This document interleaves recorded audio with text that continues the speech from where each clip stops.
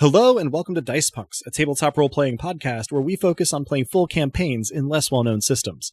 This week, preparations for a demonstration at PSS headquarters continue apace, and Ing has detected a mysterious presence outside his and Cal's apartment.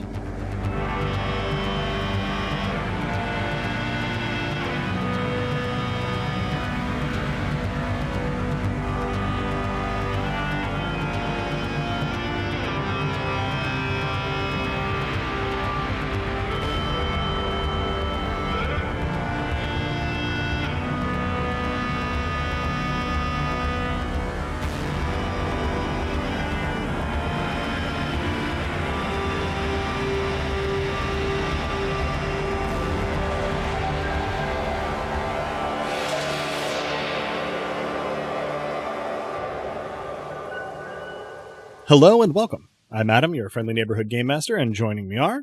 Hi, I'm Drew, and I'll be playing Cato Burke, a.k.a. Hecate, a.k.a. person who just learned about a kind of fic that they wish they didn't know about. Hello, I'm Robin, and I'll be playing Callisto Armitage, officer to most, revenant to some, and newly a leaker of information from PSS. Hi, I'm Dez, and I'll be playing Burn, or Matchstick, who is now working with a cop. Ooh.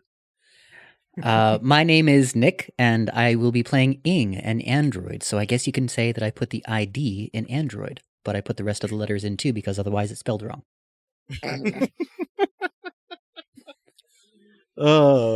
Excellent. Yeah. Thanks, players. Let's get right into it with our recap of last time, courtesy this time of Cato. Last time, first thing, we all advanced as people. Like, I really felt my character grow, if you know what I mean. I don't. Then, we tried to secure the frontispiece after the recent attempted incursion. No laser grid. Burn was devastated. The thing is, though, Burn and Cal are just about working, if not together, then in the same direction, spending less time investigating each other, in any case. Unfortunately, meanwhile, Bronwee's place was somewhat breached by goons, and meanwhile, Apatia had slept over at Ing and Cal's place. Breakfast of molasses. Sounded delicious. Gorrister had been working on Cal's damaged arm, with an offer for a full replacement later on, maybe, and then, while I was working, a student activist came by. It seems that Salah Surhead and Nassim Nasri, two members of Slagpie, guess what they have in common that the other members might not, are being held on terrorism charges. Funny old thing. So the plan is to be really annoying about that fact and make it harder to make it stick. You know, protest. Max Broderick's shitty little organization, meanwhile, has apparently been trying to undermine any such progressions toward justice, which is cool and expected, and I also learned that there are Kumiko fics out there. We live in a fallen world, but at least it's rarely a boring one. Then, Cal got this all-caps text from Tupper. Apparently, the protest is going to be a riot. Must be scary to be a cop, renta or otherwise. So, we leaked the PSS communique. Fuck Tupper. Burn made sure that we made the leak as embarrassing as possible, and I made sure that the right folks on my side of the law saw it. You know, direct action. Ing, later on, saw that an event on spirituality and technology organized by #1file_Ossifer had been cancelled, and somewhat disappointed, entered a maintenance cycle, only to be awoken, in a manner of speaking, to a dark shape, very much literally, lurking outside their window. Excellent. Thank you very much for that recap. That's exactly where we're going to pick up,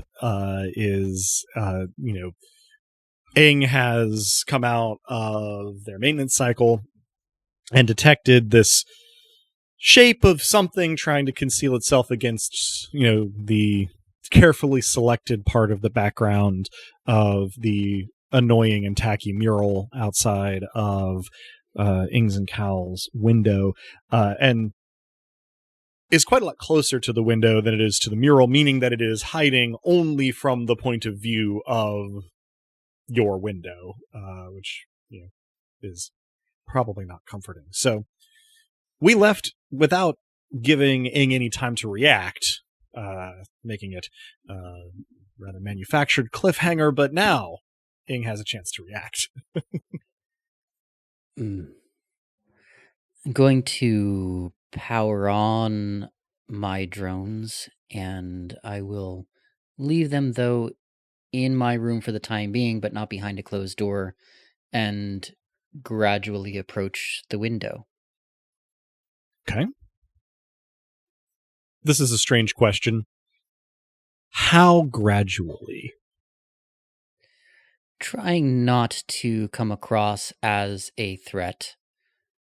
It will be probably obvious that I've seen the figure, but if possible, I'd like to act as though I just happen to be going to look out the window for other reasons. Okay.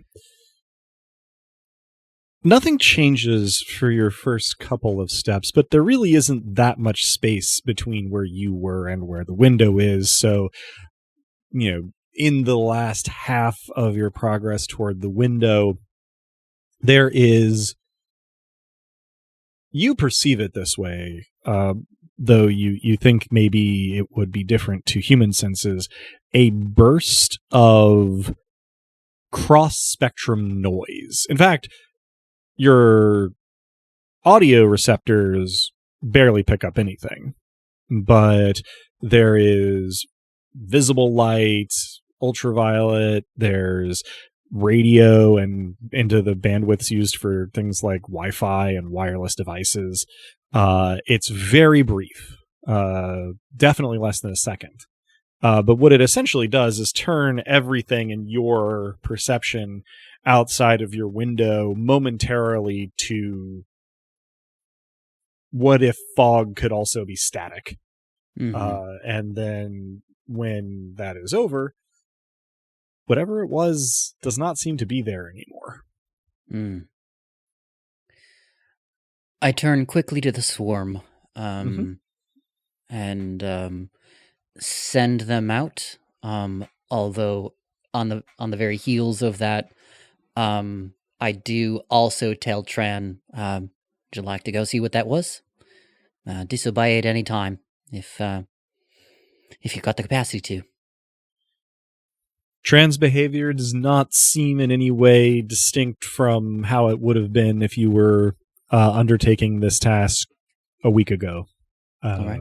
Operates as part of the collective generally, and goes out to see what was up.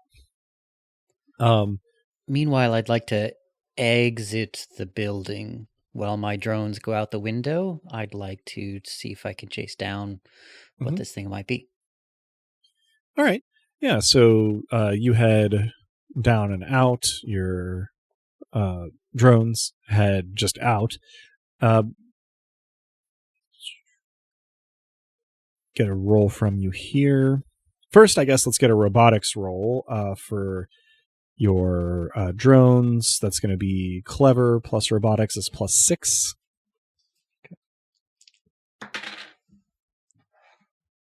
That's 4 and a 4 for a total of 8 plus 6 is 14. 14, and doubles make it a critical. All right. So before I get into anything else, though, let's also get a straightforward quick roll from you. It's just going to be 2d6 plus 1. That's going to be a 10 total. Okay. So, you head out and sort of look around, and it's interesting because there isn't actually any lingering static or anything from this, but you're sort of sensors, sort of like if you blow out a microphone, you may get some residual distortion, on it, even once that noise is not that loud. That's kind of what you're seeing. There's almost like a, figuratively speaking, heat haze to some of your sensory bands when you look at this spot kind of up above and to one side of where your window is. Should say up above you and to one side of where your window is, not above the window. But the swarm has a little bit more to report. The air temperature in this area actually is a little bit warmer. It would appear that it also, whatever it was, distorted its appearance on like thermal imaging as well, with this, sort of like escape, like digital smoke bomb or whatever that it was using. And this leaves a short, indistinct, but detectable trail to the equipment of your swarm. It headed initially, and really it's only a couple of feet, but it headed sort of away from where you are on the street, seemingly over other walls and rooftops, kind of toward the other side of the block, when it fled. There's no particular evidence of it now, but you know what direction it initially went in. Yeah, I'll do what I can to, have a brief but exciting foot chase. See if that goes anywhere, but... Sure. Yeah. You do head in that direction. You don't have the luxury of going just directly over infrastructure and buildings, but you do get to sort of where it would have intersected pedestrian travelable surfaces. And this is a street that is not totally empty, but not heavily trafficked at this time of night. And, the thing that you observe is that if it had come this way, probably, there would not be quite so much just casual calm. It hasn't been that long. And it would have been leaping down from a roof or something, right? There would have been like a bit of a spectacle. So it either went totally over this street, or it found somewhere else to go before it made itself visible here. Yeah. I do ask my drones to try to, chase, not over the normal walkable positions, but if they come up with nothing too, then my next 2 calls will be to, Apatia, or maybe just a text. Is Cal home or no? I would assume so. This is quite small hours of the morning, so. Oh yeah, I am asleep. Assuming that you did not make a lot of noise, I am out cold.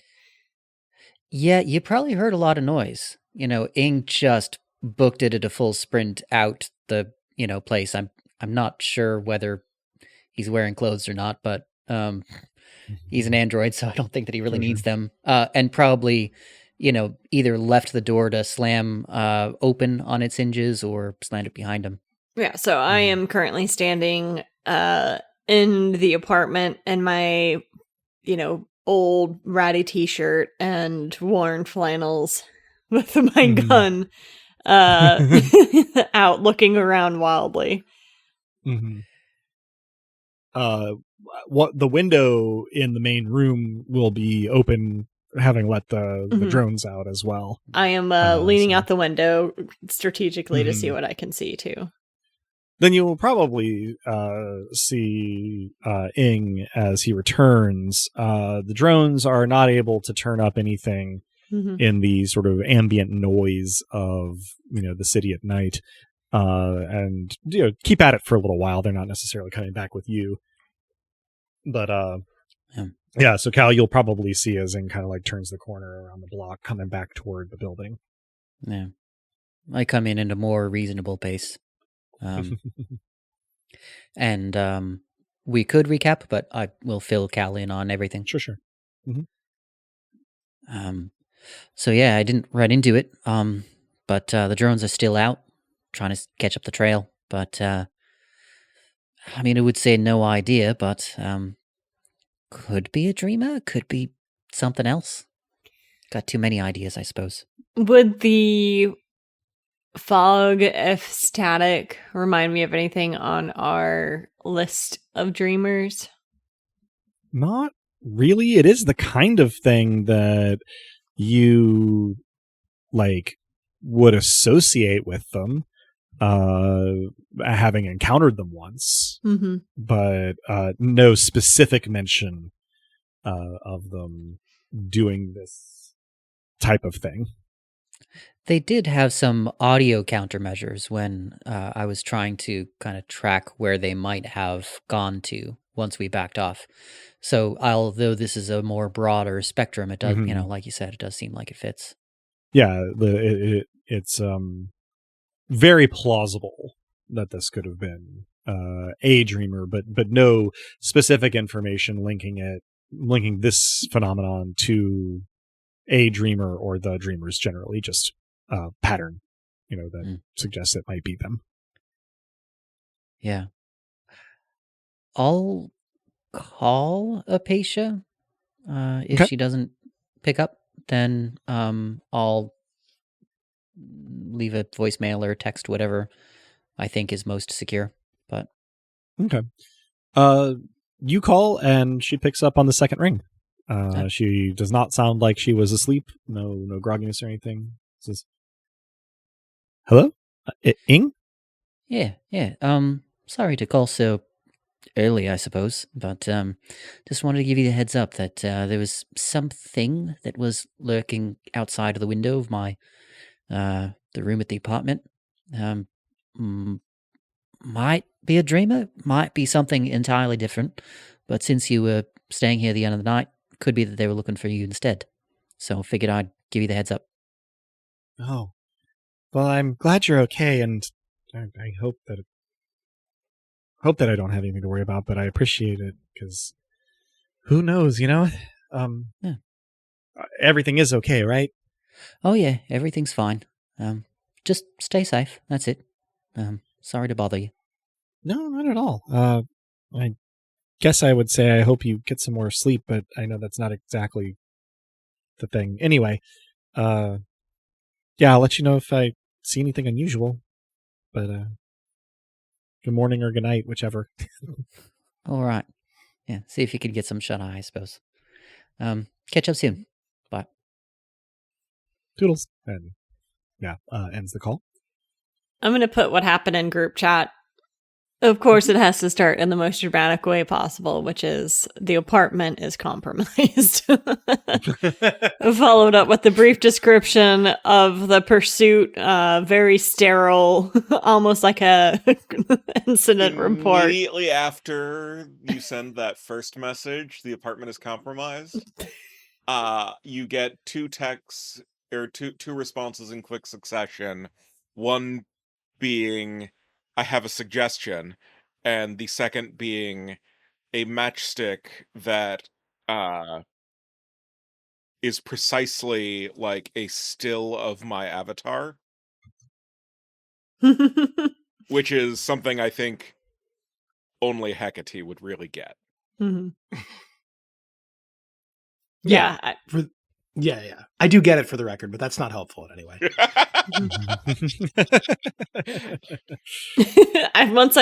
Once I finish outlining the incident report, I just respond with a question mark and then what's the suggestion?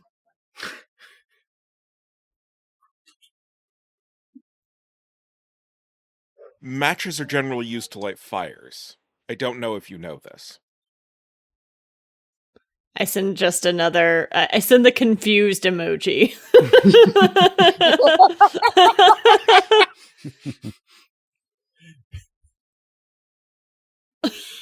I do not respond further.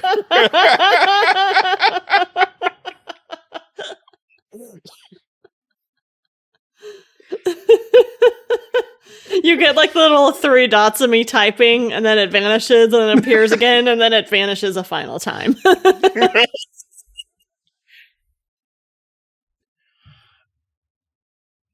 Same here. ... Could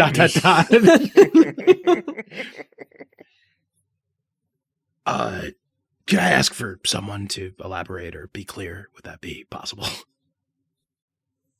I mean, Cal did include a full Incident report. That's true. Yeah. Yeah, this is all a little bit of a sideshow. Sorry, by someone I meant you. So I take a look at the incident report. Not great. We're seeming to have a lot of breaches close together, which seems bad. Yes, it seems someone has a profile on us that has at least informed them that we're working together, if not provided a very strong suspicion as such. So, all right.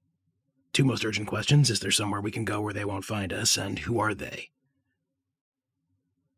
Well, that depends largely on the nature of Ing's breach.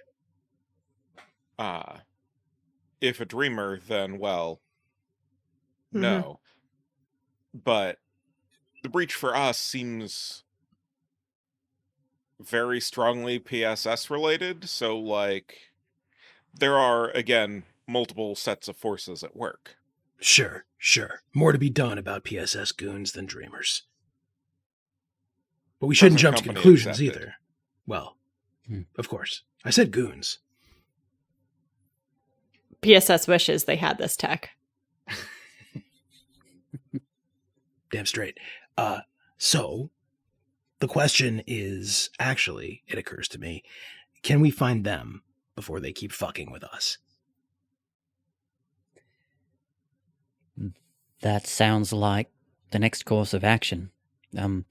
I could recall the drones, or if they return empty-handed, so to speak, then could start from square one, and the trail might be a little bit cold right now, but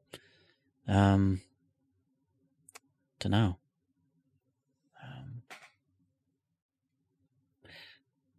Sorry, I guess I trailed out a little bit there. I don't know what to do next. This is Nick. I Drew was visited by a mental image of the drones having hands. Yes. I mean, I was going to say something about engaging in some hand-wringing, but... I just like the mental Not sure. image of the drones wearing those little hand things that are designed to stick on her fingers, along with like tiny little hand puppets on each of the tiny fingers. Yes! Sticky hands, monsters, yeah. Mm-hmm. I was just Anyway. thinking of, like, Mickey Mouse gloves. Oh, that's somehow cursed. Yeah, welcome. that is. It's hard to explain why that's worse, but it is much worse. I mean, a swarm of AI drones with like little watch-spraying eyes and villainous mustaches and, you know, Doing little jazz fingers. hands at you, yeah. I send a text to the group chat after multiple dots pop up like I'm typing. I just send back 2 words: PSS HQ ? It does seem to be the source of the trouble. Or, you know, a significant portion of it. What'd we ever do to them? You once again see a flurry of me typing, but don't get a response. Lion King GIF. Do you want the short list or the long?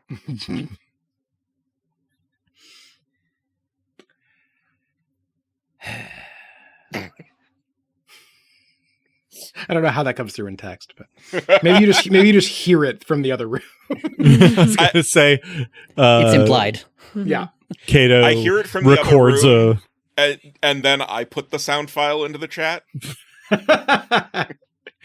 Yeah. To be immortalized for all time. All right. Well, we should see what the drones come up with. What, if anything, right? Mhm. I mean, the less data blind we are here, the better.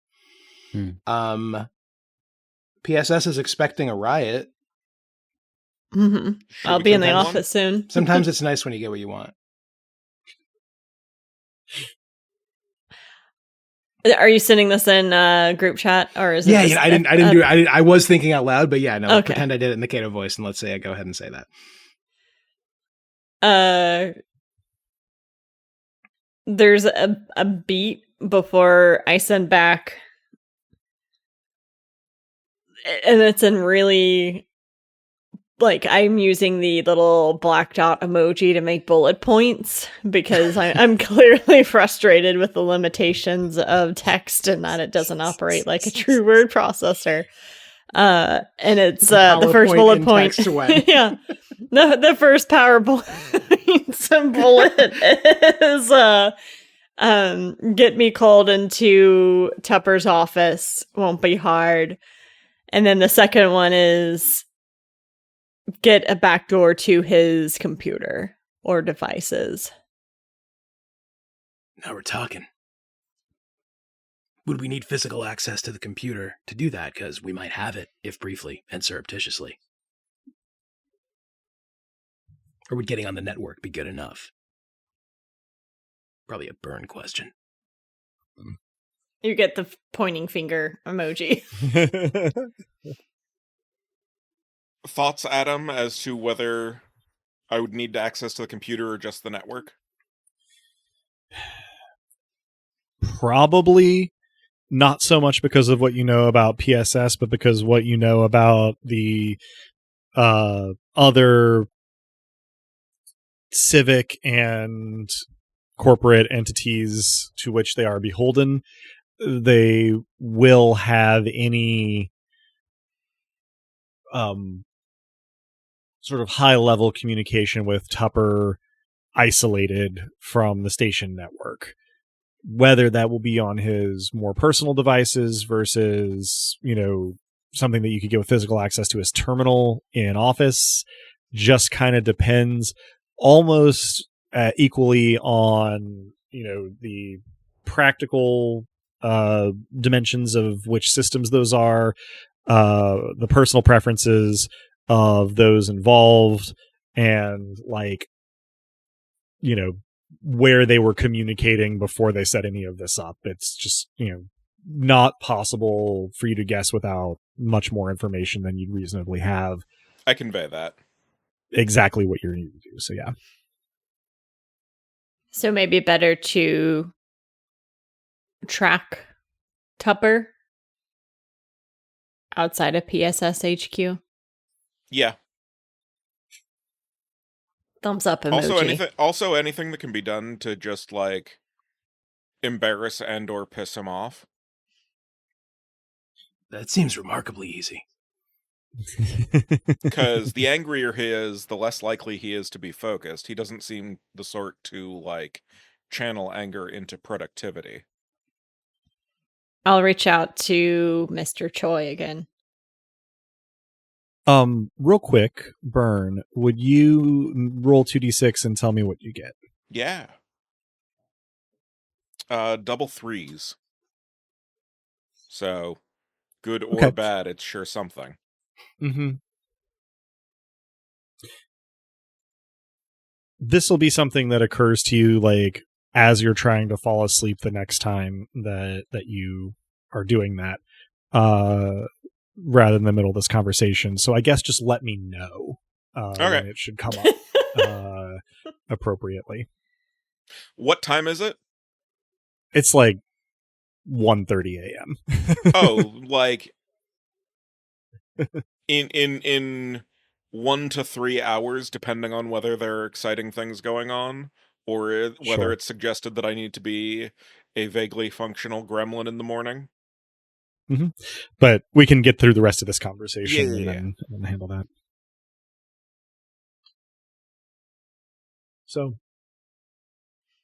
you've arrived at the expedient of maybe tracking and antagonizing Tupper, which does still seem to nominate Cal as your main kind of point of contact / a grievance vector. Anything else that you'd want to formulate before letting everybody, rest on it or get started on their various parts of the project?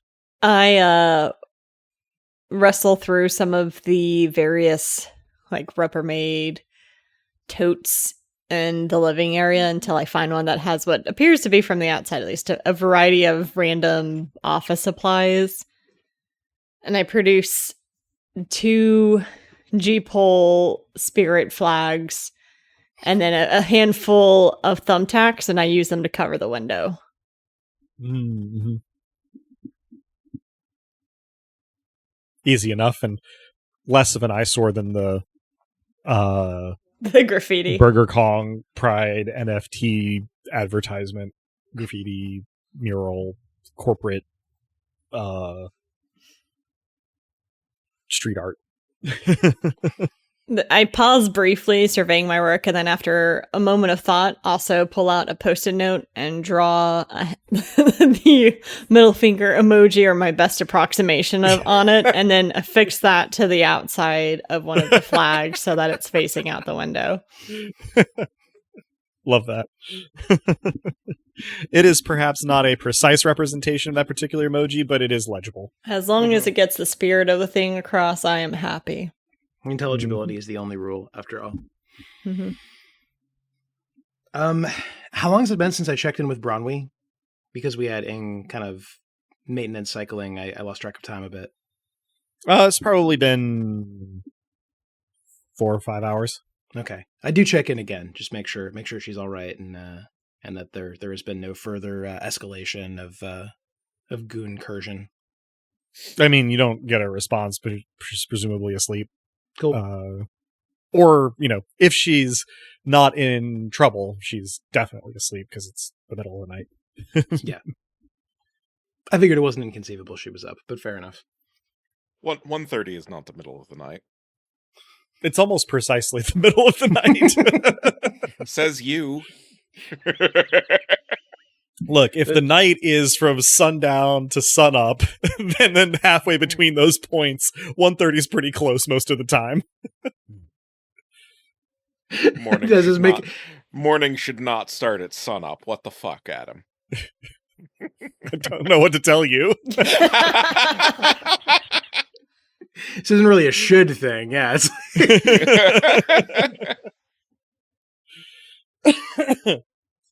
If there are any other, kind of conversational bits we want to hash out, that's fine. Otherwise, I'll assume that eventually everybody's, minds do sort of like spool back down, and we, try to get some rest in since, big day tomorrow and all that, at least potentially. And so, yeah, sometime, I guess, about maybe call it like 2:30, in the morning, Burn, you'll be sort of like starting to drift off, and then you'll have sort of like a little bit of like a bolt from the blue that you don't know whether or not Tupper is into crypto stuff, but it wouldn't be out of character. Mm-hmm. And if he is, and if he's on an NFT enabled blockchain, and if he keeps his like wallet apps and stuff on the device that he considers to be the most secure, then all you'd have to do is identify his wallet address and you could drop whatever you wanted into it. And like I get out of bed, I get some caffeine, and I get to work. Mm-hmm. No, it's a good thing crypto wallets don't actually work that way in real life. That would be really fucked up. I have terrible news. It's now, only of course, terrible news if you're the possessor of the crypto wallet, not the person putting things in it. Sure, or if you live in a society where there's a concerted push to convert, economic activity into blockchain stuff. I mean, that's largely just so that certain felons in chief can further enrich themselves at the expense of the public. Historically speaking, you're not that's wrong. Nothing to worry about, yeah.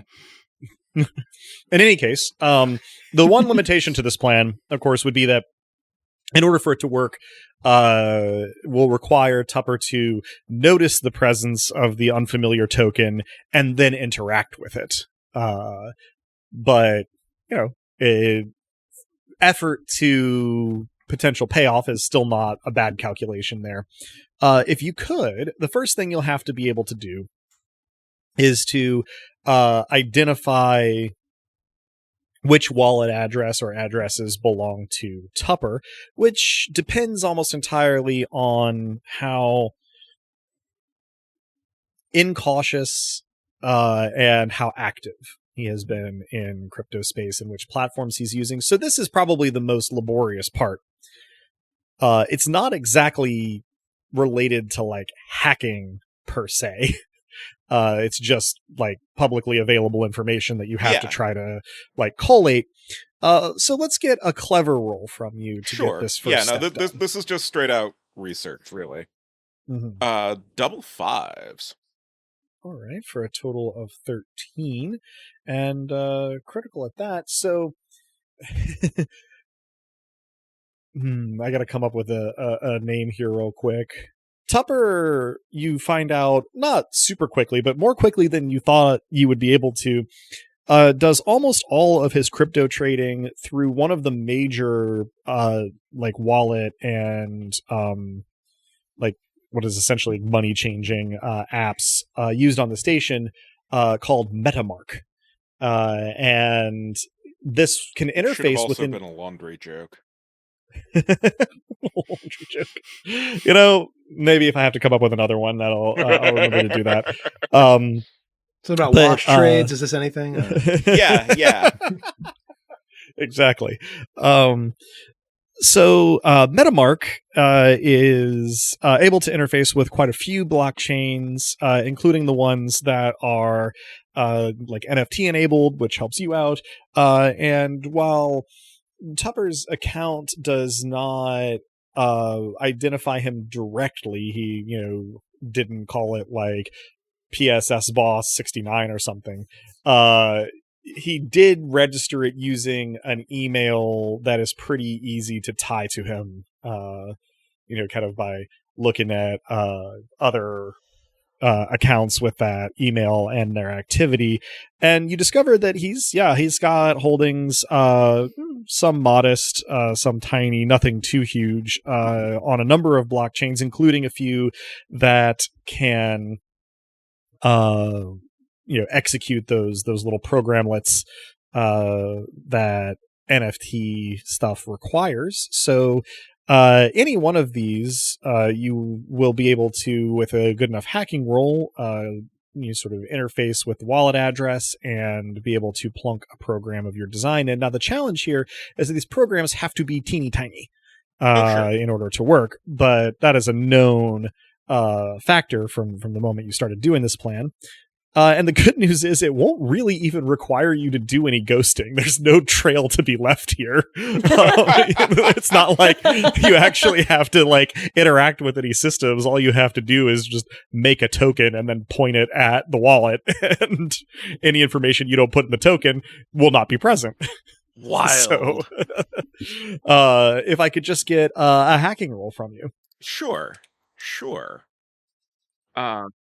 So that is an 11 becomes... God, where is my sheet?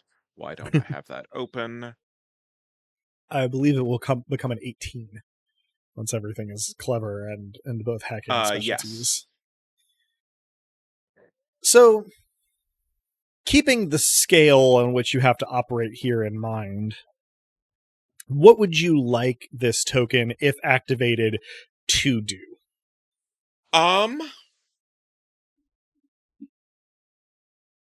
Create a backdoor into his phone. Okay.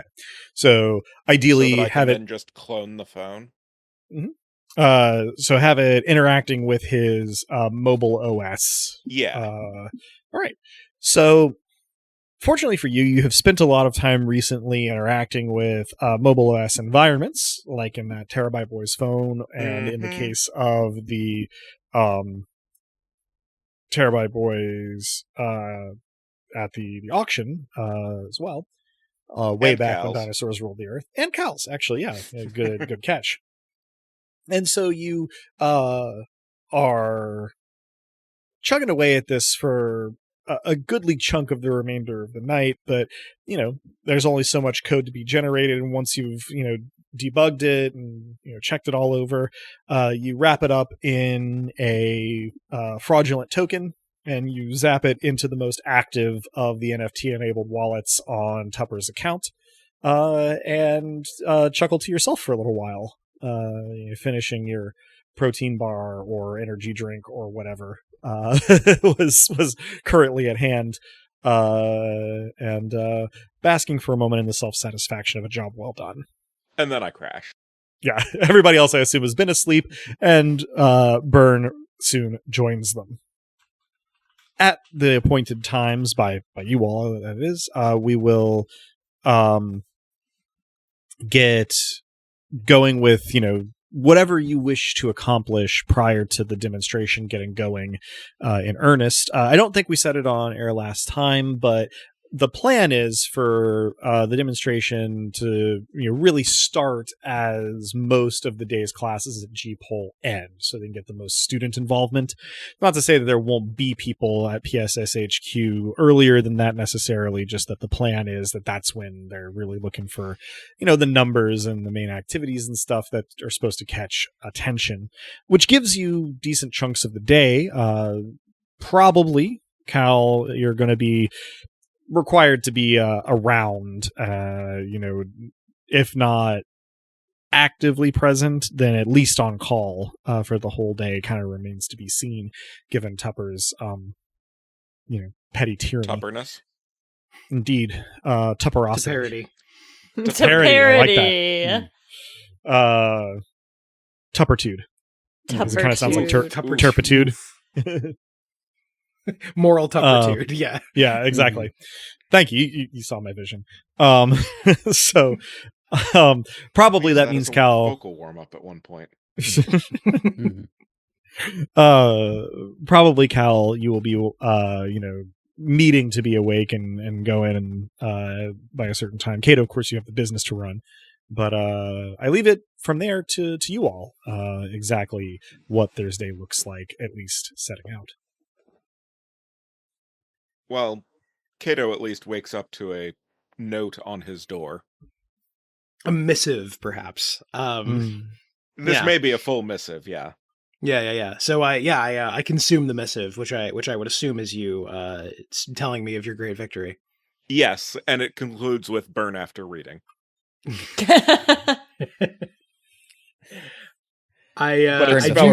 it's spelled like my name. Yeah. I do, and I text you a picture of some ashes in a dish, and then I tell the group the good news. Would you? But what was the good news? Turns out our guy is into crypto, which left him open to all manner of incursion, and it seems like we've incurred. Amazing. Yeah, it should help to get to the bottom of who's really pulling the strings. It's so helpful that the people who do this kind of shit tend to be the stupidest people to ever walk the earth. People that do this kind of shit that we know of. Further up the chain we go, I wouldn't be surprised if things get a little bit more difficult. I think I would, but yeah, we shouldn't assume. I do take the opportunity to send, as I'm getting ready, uniforming up and going through my morning rituals of trying not to punch the mirror. I send... Adam just made a face like a puppy. You dropped that. So anyway, yeah. I send our boy Brock Choi a text saying, "Meet soon. I have some information of interest on that individual we've spoken about." It doesn't take very long for Choi to get back to you. His response is, "Then feel free to stop by the store," with a little leafy vegetable emoji at the end. I once again send him, I respond with "on call today, but we'll drop by soon," and send the closest emoji I can find to bok choy, and then a ramen bowl. I do rather like that. And he gives it a thumbs up react as well. I'm also gonna send Ramirez a text and say more or less along the lines of, "Let me know of any avenues to get out of today. I don't want to involve the droid."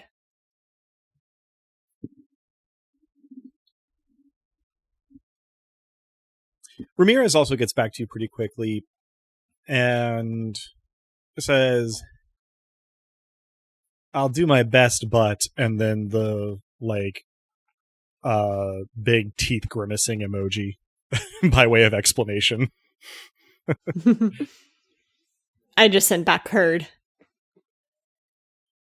For what it's worth, my keyboard at least does just have a bok choy emoji. So presumably you were able to send that one. Excellent. In the distant future of 2020, all keyboards have bok choy. Bok choy. Maybe there's a utopia after all.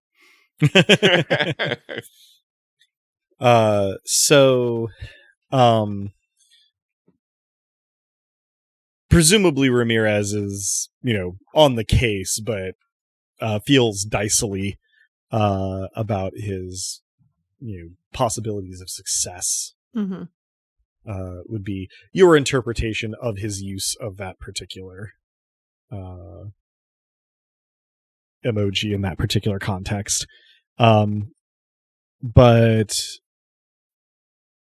yeah, you are scheduled to be on duty officially in sort of the afternoon, evening part of the shift scheduler. But yeah, everybody is essentially on call and expected to be,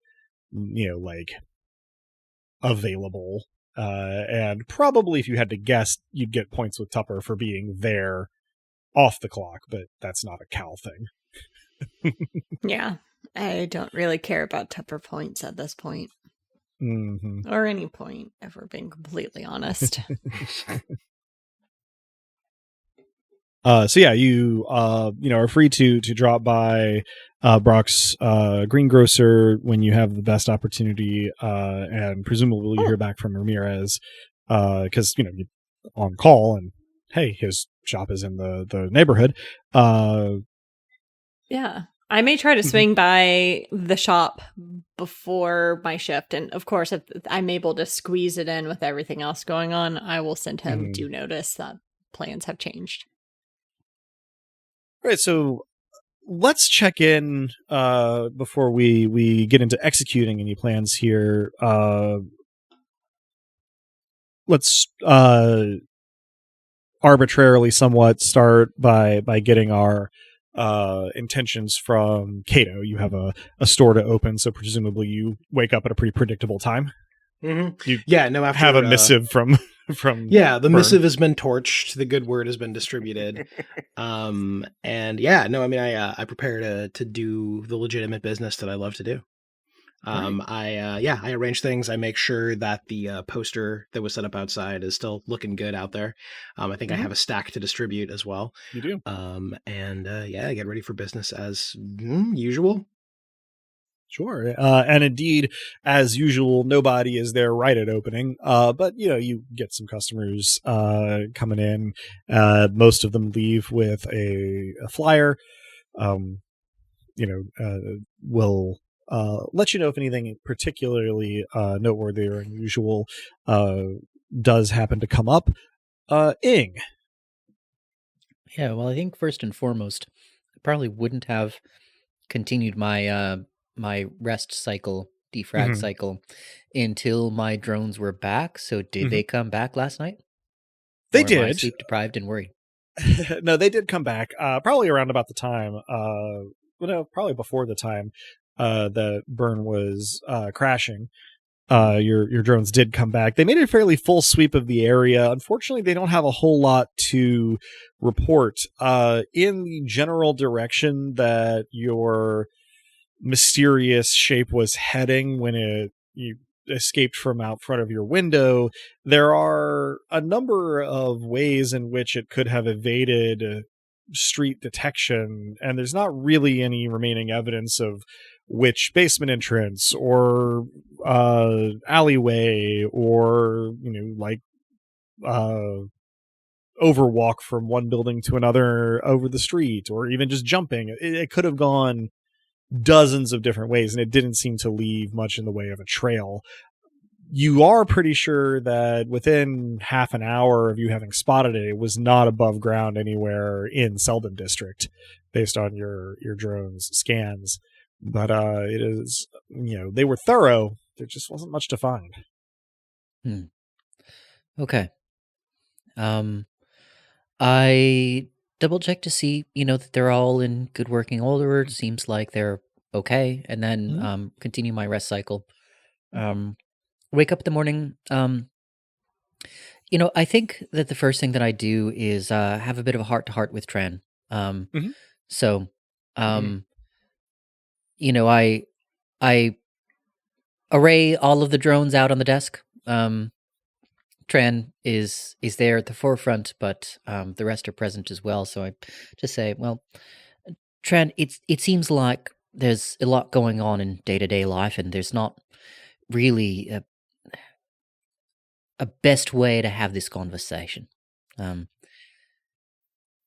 I want to say first and foremost that, I acknowledge that I might just be talking to a non-sentient piece of machinery, but if my intuition is right, something happened down in those tunnels. You could be just a puppet for the dreamers, but I think it's at least possible that something quite extraordinary happened. And if you are able to lie, I can't help but wonder or even hope that means that there's some spark of intelligence, some genuine personhood that's been instilled into you. And if that's the case, I just want to let you know that whether you decide to stay or go your separate way, you have my full support. I'm not angry if it was you deceiving me, saying that everything's all clear with that, self-diagnostic that went much too quickly. I couldn't be more proud. And if you decide to go your separate way, that's fine. I know that you and your siblings have always been linked. As long as they're not sentient as well, as far as I'm concerned, you're welcome to leave with them. In any case, I just feel like that needed to be said. If you've got some way of independently communicating with me, have at it. I would love to have a conversation with you. But until then, I'll continue as though things are normal. But I just want to let you know that you're not my servant if you have some sentience. I hope that, in any case, that's what I needed to say. You have enough sort of real-time feedback from your swarm that the sensory inputs from all of your drones, including Tran, reflect normal operation in terms of essentially looking at and listening to you, sort of getting your information. And all any of them do is log it, like they would any other observed information. The only thing that is any different between Tran and any of your other drones is that Tran's CPU load is like 7% higher.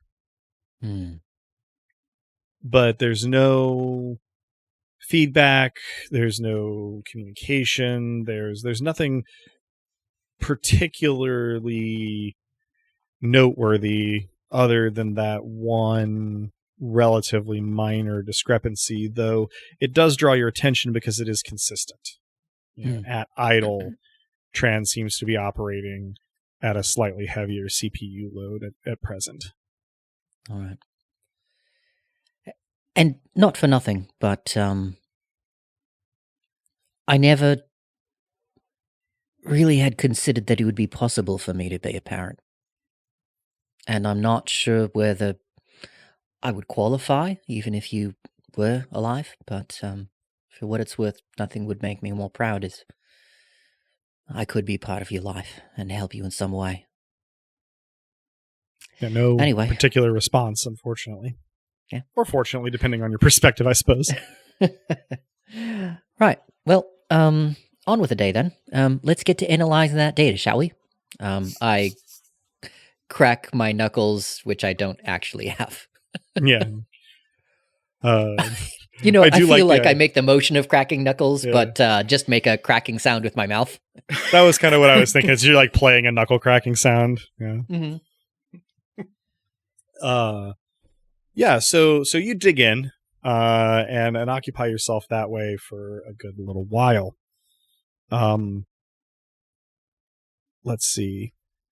We're gonna come around to burn in a short interval here, but we're gonna get started with Cal at That seems to make better temporal sense. Yes. yeah. We get over to Cal arriving at the greengrocer first, and hope that I can find Brock Choi's voice again. It's been a minute.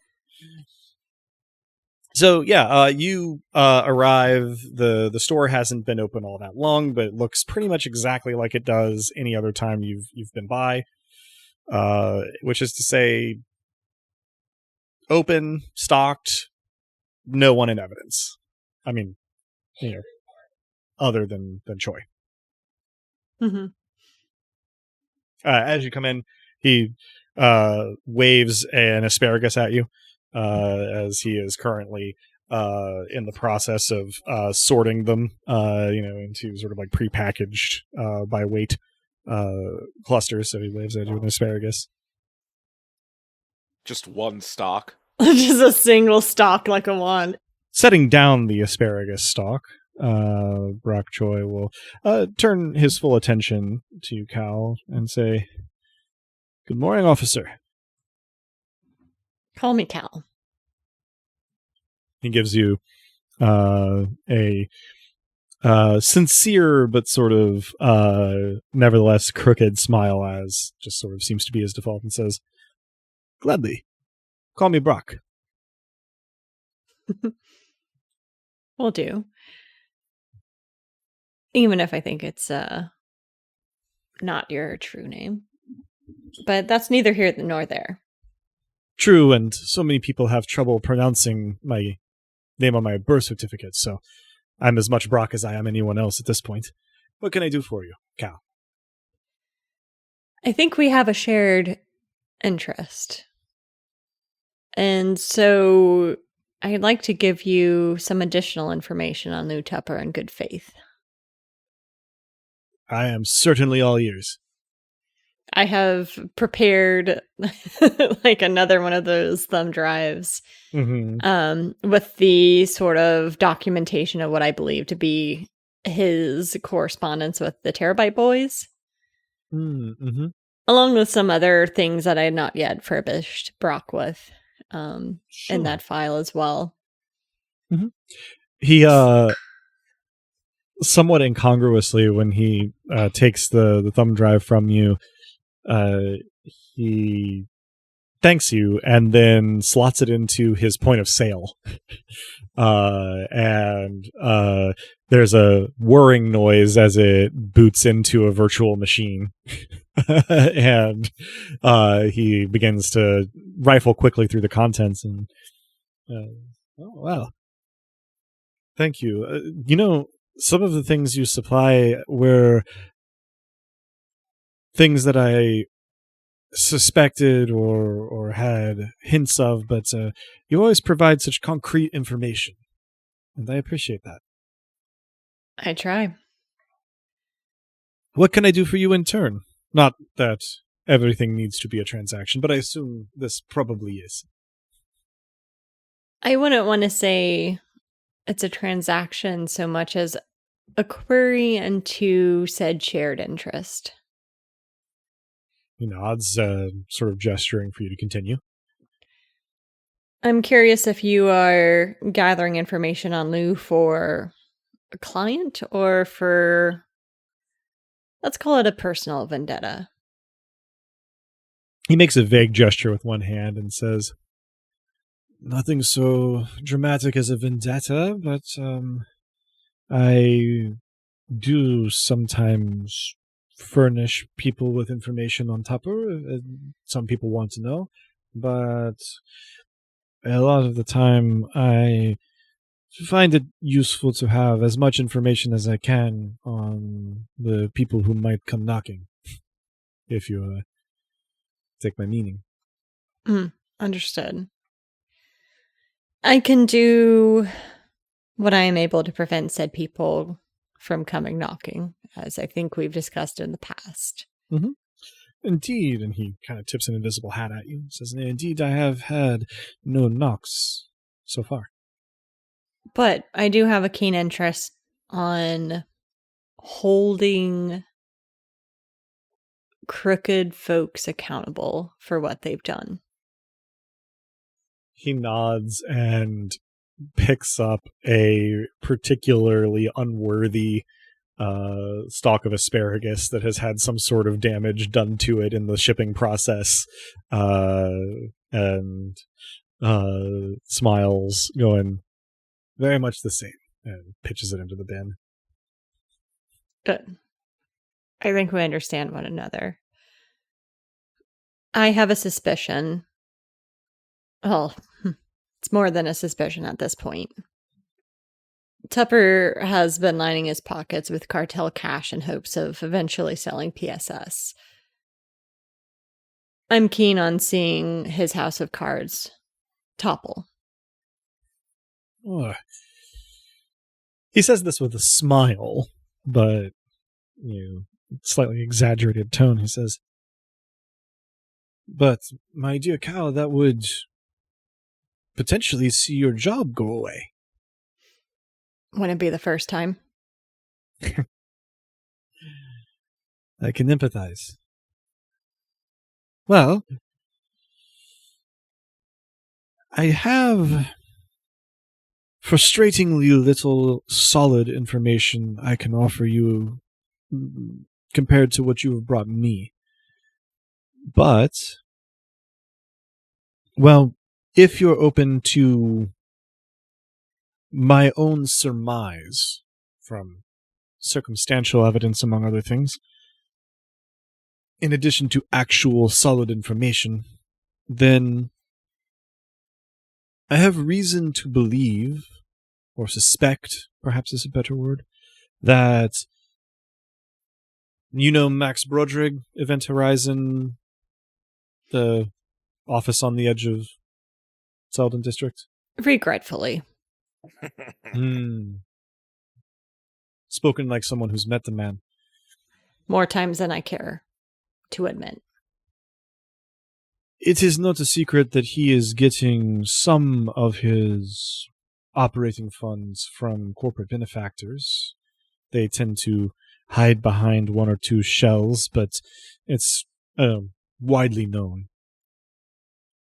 However, I believe that he functions as something of a point of contact or distribution node for information and marching orders to other corporate aligned parties in Selden District and in Jeephole. He is more careful in this regard than, well, some law enforcers we could both name. But I suspect it to be the case that if someone like Tupper is getting instructions from larger entities, that, well, Broderick is probably involved with the chain of communication in some way. Yes, Broderick is another on my list, so to speak. Excellent. I will also add, and this is highly conjectural, I think that Jeephole, specifically more than Selden District, might be undergoing Law Zero scouting. I am not at liberty to share the information that leads me to believe this, but there's some inkling of increased underground android activity around campus and among students. That aligns with my experiences as well. He nods thoughtfully. Good to know. I don't want you to act on information I can't be sure of, but it would make sense for the uptick in IMX attention that Selden has been getting, as Law Zero is a particular bugbear of theirs, leaning into security technology as they do. I don't think it's too much of a hypothesis to say that IMX would love to take over GPOL security from PSS entirely, and Tupper would like to prevent this from happening until it is on favorable terms to him. Currently, I don't think he's getting a good asking price. No, he's not, or he would have sprung for it already. Another thing to bear in mind, Brock, is I have some allies, friends, I suppose, that are increasingly getting swept up in Tupper's dragnet. So if there's ever an opportunity to make his life a little bit more difficult, or Broderick's for that matter, feel free to act on it, and then I'll owe you a favor. I'm usually more of an observer, but if I see an opportunity, I will try to take it. And I will continue to furbish you with the information I have. Much obliged. Now, I'm of course happy to converse with you at any length you wish, but, well, these asparagus are very fresh, if you're interested. I'll take you up on that. Big grin, and he rings you up for, like, a pound of asparagus. I have no idea what I'm going to do with a pound of asparagus, but it's clearly Steam it, grill it. There are many opportunities. You're talking to the queen of microwaved meals. Even the ramen comes out a little crispy. Hey, I like both ramen and asparagus a little al dente. Mm-hmm. So, presumably this conversation winds down naturally and cordially, and you leave 1 pound of asparagus richer, among other things. Let's say that it is about at this time, let's say shortly before Cal is leaving the greengrocer, that an alert that you had set up, Burn, should your token get activated in Tupper's wallet, starts screeching from the devices that you set it on, alerting you that you now have, yes indeed, pay dirt. And I mean, you essentially wake up to a readout showing the progress of the information dump from Tupper's device to your specified receptacle. Whatever's on there, it's all yours within 5 minutes. Lovely.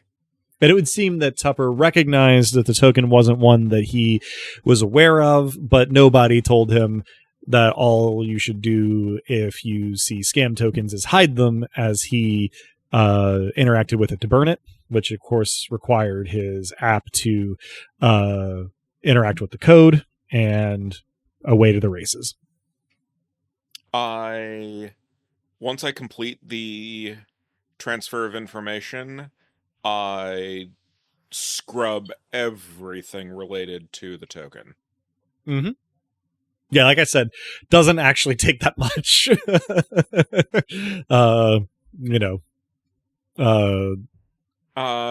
Then I suppose I get to reading. All right. So I'm going to ask you to make a roll for me and tell me what you get. 2 dice. That is an 8. Okay. And plus whatever mysterious things are going on your end. I'm gonna make. Well, at least it wasn't an oh ho ho. Yeah.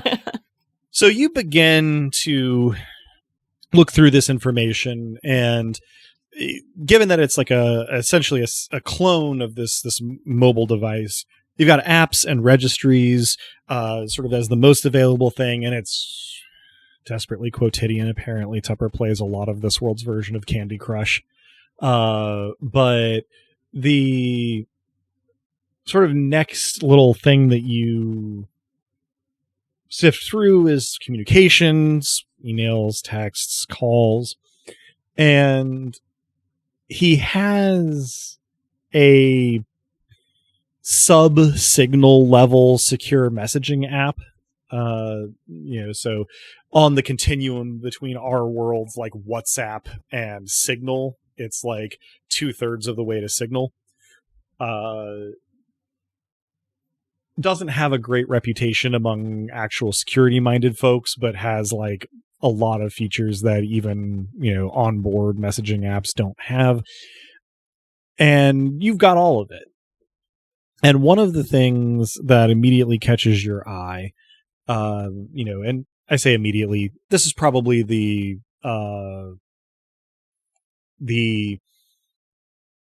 hour mark, of kind of getting into and sifting through all this when you are making this particular discovery. There is an attachment to one of these messages that is a video file. I am looking at this all incidentally on like my secure Oh, clean sure. environment, obviously. Yeah. In case that was some my other assumption. chucklefuck has suborned the phone as well. Mm-hmm. So you catch on this video file because it's one of the larger sort of non-app related files on this phone, and it's from a little while back, and it's also from a sender that is in Tupper's phone, anonymous. This is the only message from this sender, and it is accompanied by a message that just reads FYI. In watching this video footage, I use footage because it becomes very clear very quickly that this is body cam footage. And it shows what's pretty clearly a protest. And about 4 seconds into this body cam clip, this protest gets more and more turbulent.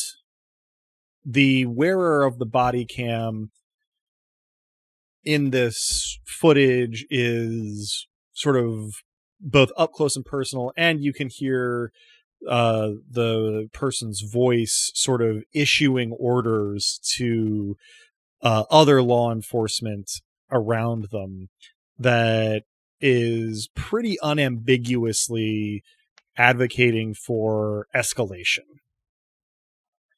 It stops extremely abruptly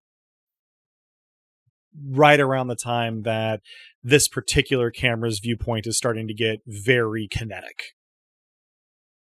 Okay. I will flag that for sending to Cal, or rather downloading onto a USB drive and handing to Cal. Okay. The other thing that sort of catches your eye from this, I guess it's kind of two things. The law enforcement in the body cam footage is not PSS, but the campus is very definitely Jeephole, right? Like the environment is recognizably Jeephole. So, and when is this from? That was the second bit. This is from a few years back. For our listeners, I am being vague because I am playing fast and loose with the timeline and the setting, not because, the information is unclear to burn. But it's from a few years back, and the details sort of the time and date in the video are present. And the scene makes it clear that this clash was between these members of law enforcement and mostly student protesters with signage about android rights.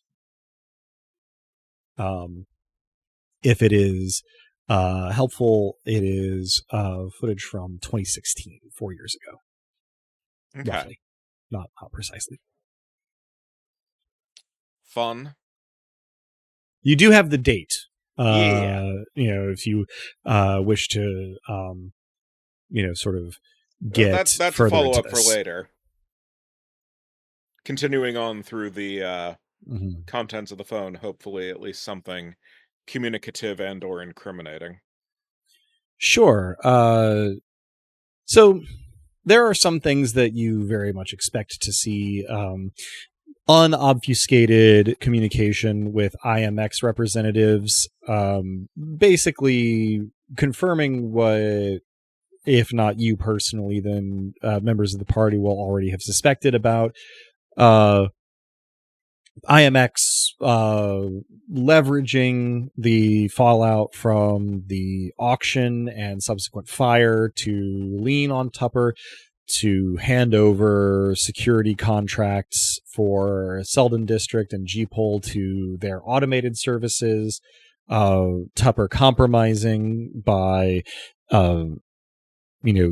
essentially giving them custom in the adoption of their security drones.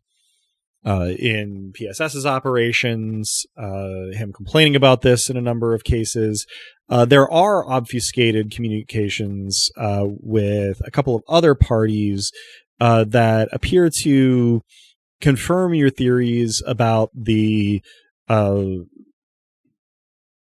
Terabyte Boys receiving some instruction from Tupper and or associates, though this is circumstantial as they are smart enough not to name names in these messages of people or of organizations.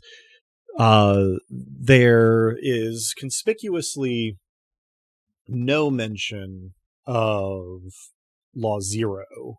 As they've been on your radar, they do not appear to be on Tupper's, at least from the contents of his phone. That tracks. After a little bit of a span spent with this, you harbor a suspicion that one of the anonymous sets of communication is in fact with Max Broderick, because there is a non-anonymous conversation labeled Max Broderick, and the messaging habits are very similar between these two.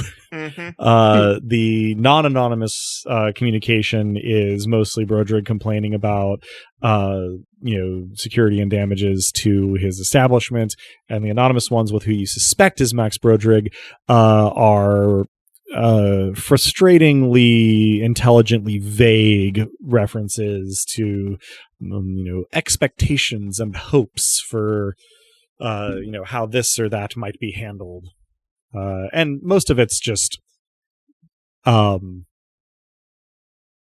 the word I'm looking for here, minor league stuff.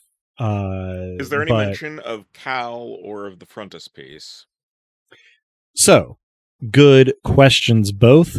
There are no direct mentions of either, though you do find several communiques mentioning Revenant, but nothing that seems to link Cal and Revenant on Tupper's phone. Where the Frontispiece is concerned, you have to do a little bit of reading between the lines, as there is some care taken here, but it seems like their suspicions, at least as far as Tupper is talked to or talking to about them, come down to it's a place we have not successfully checked to our satisfaction post auction, and so is pretty high on the list for like potential dens of criminality. And this is, again, sort of filling in some blanks from your own knowledge why the Terabyte Boy eventually showed up. The gold that you do strike is that you do in fact find on Tupper's phone the corollary view to the PSST conversation on the Terabyte Boy's phone. This is all done very circuitously, but you essentially have concrete evidence now of Tupper giving orders to a Terabyte Boy, not to the whole organization, but this particular one he had some dirt on and was basically like, we will drop charges if you do this. And so the Terabyte Boy tried to do it. No further communication since then. Unfortunately, between you and Gorister, you foiled that Terabyte Boy's plans. It rather electrically. It at the very least does not imply by itself broader collusion between PSS and the Terabyte Boys. But it just implies that Chucklefuck is willing to blackmail people. Indeed, and it doesn't Big rule surprise. out broader cooperation. No surprise, but proof of criminality is always nice. Handy. Indeed. I heard you like blackmail. There is, I suppose, in the, let's say, 90-ish minutes after you get access to this. Actually, you know what? I am going to have you make a roll. Okay. Roll clever for me. Sure. That is a 9 becomes 12. 12. Okay. There is a non sequitur in some of what you suspect are the like off the books conversations with Brodrig that catches your eye, because your first thought is that they must be talking about Law Zero, but in context that doesn't make any sense. But Brodrig has at one point in sort of a lowercase a argument with Tupper, if indeed this message set is from Brodrig, but you're pretty sure it's from Brodrig, has said, yeah, it puts you at a disadvantage, but remember Zero.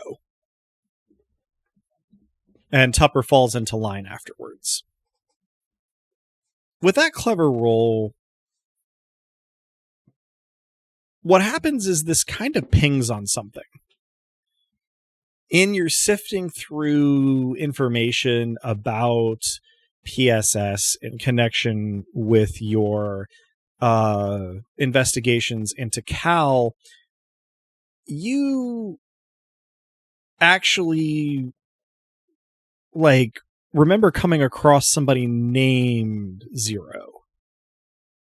And you're sort of not thinking about it actively, continuing to comb through the contents of the phone, but in the way that things sometimes do come together, some things do kind of come together as you start painting a broader picture here. G-Pol took over for a previous campus police outfit in late 2016. And when you go track it back, you find that this was after the previous organization had run into a lot of trouble following the death of a student protester. And so PSS was brought in after that incident and, sort of took over campus security. And the Zero connection here is that the student who died was named Matthias 0. Can I do a voice comparison between that video file and Tupper's voice? You have to go looking around. But you do find some, sort of public recordings of Tupper's voice, and it is a pretty close match for the wearer of that body cam in that footage. And I'm realizing now that I had mispronounced it because I knew a German person named Matthias. It should be Matthias. I will ping Cal like 6 money signs.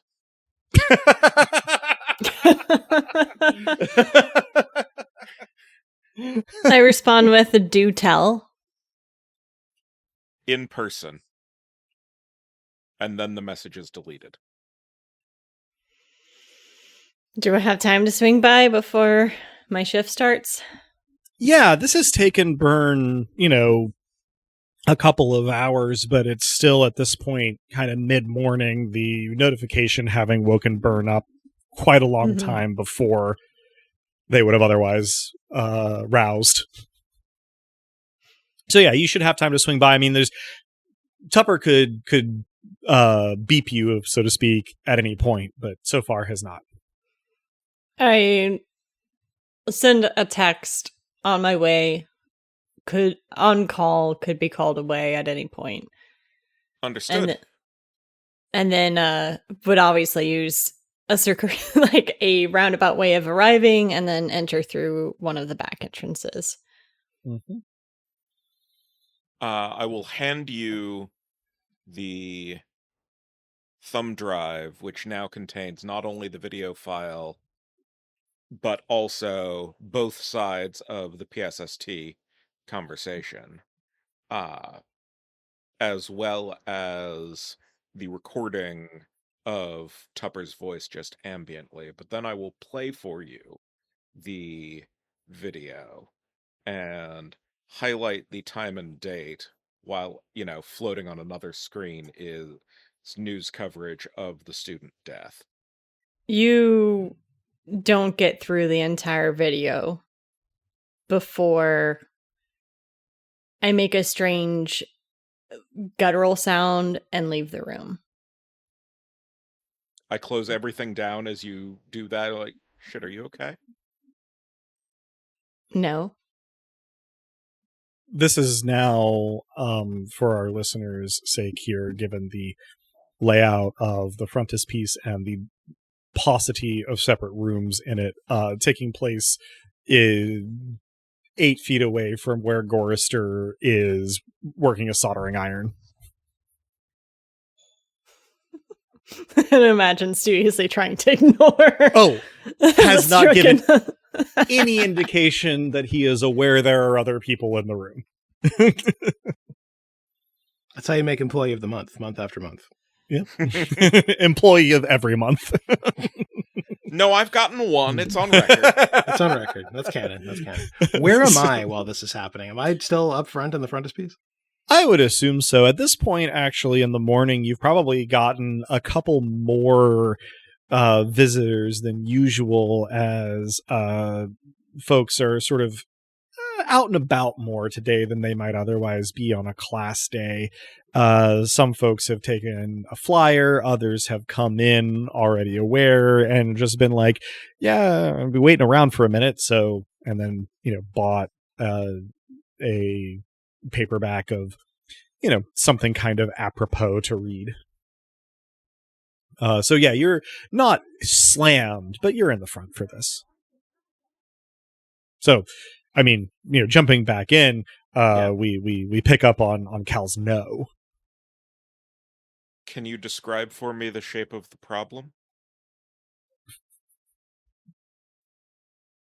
I think the shape is a body bag. In Morse code, I will tap out Tuppers or that kid?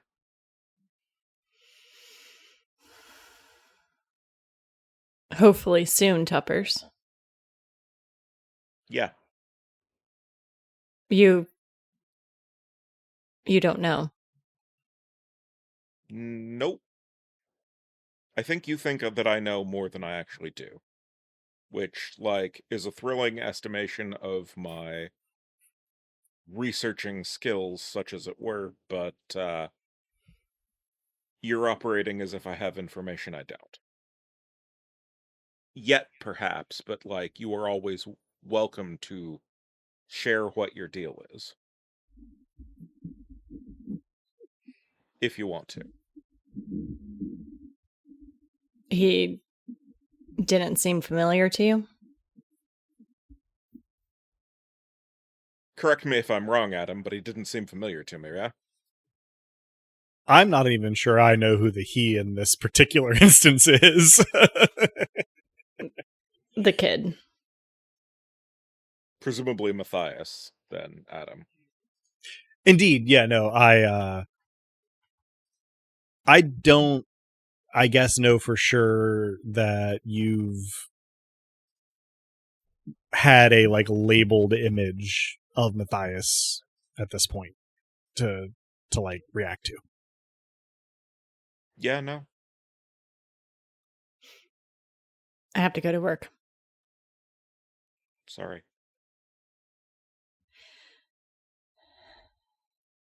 Me too. In this pause, Cal, you will hear back from Ramirez, whose text reads, "Well, can't get you off the schedule, so unless you want me to get you fired," frowny face. I respond with, "I'll leave the getting me fired to me. Thanks, though." He sends back a little salute emoji.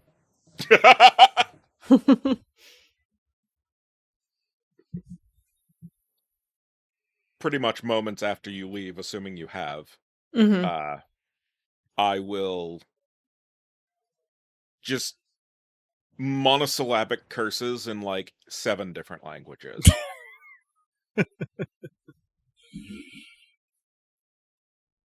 Gorister studiously ignores you. Yeah, no, I'm wandering away from Gorister at that point to Sure, spare his ears and possibly sensibilities that he may or may not have. yeah. Only Gorister knows.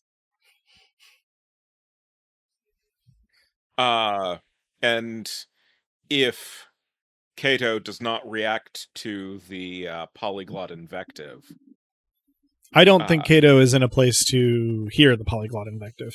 Depends how loud it is, I guess, but probably not. Sure. Which incidentally is my new, like, punk band. No, I'm currently explaining to That's a great name. It's a really good punk band name. Yeah. I'm currently explaining to someone that, yes, smelling the ink is cringe. That's the point.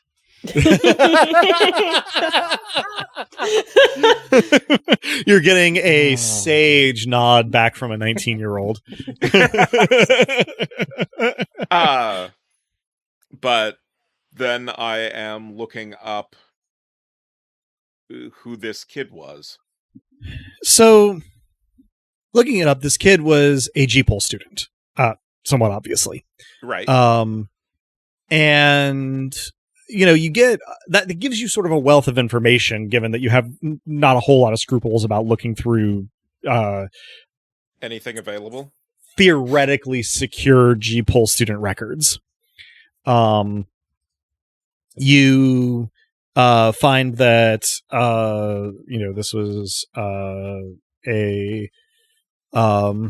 seemingly very serious student, in that, you know, took like a full course load, didn't seem to get into a whole lot in the way of trouble, was in the applied sciences, took a lot of classes with Professor Culex Entwistle, which is a name that you think you've heard before.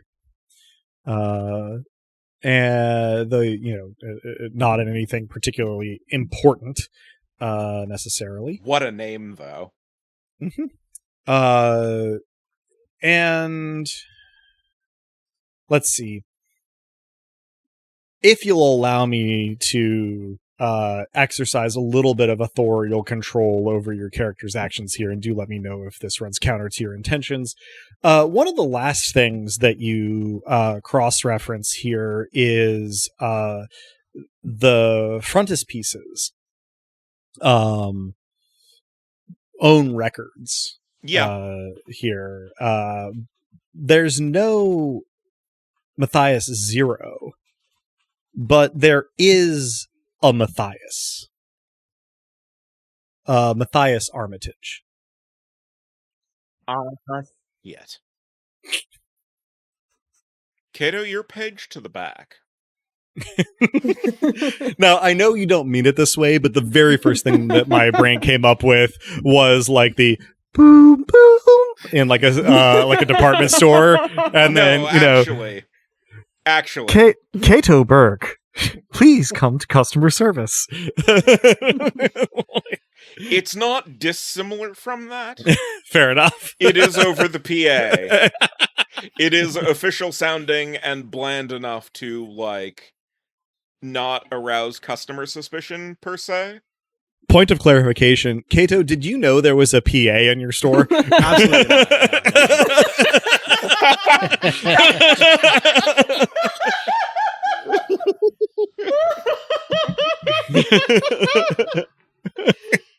if you'd like me to roll for how poker-facedly I pull off hearing it for the first time, I can. I think that's a character decision. I don't think that's a roll.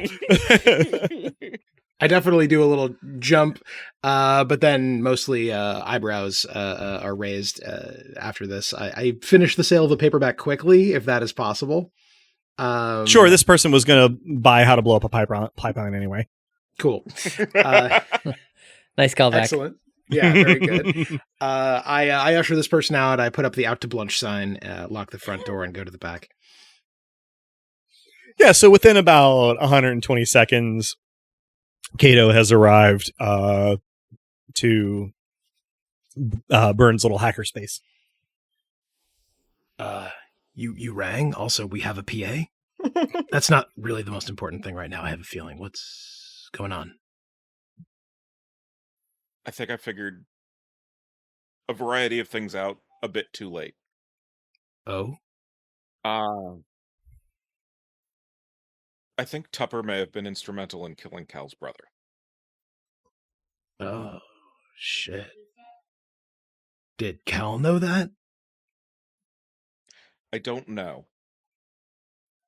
Oh, shit. Is Cal on their way to kill Tupper?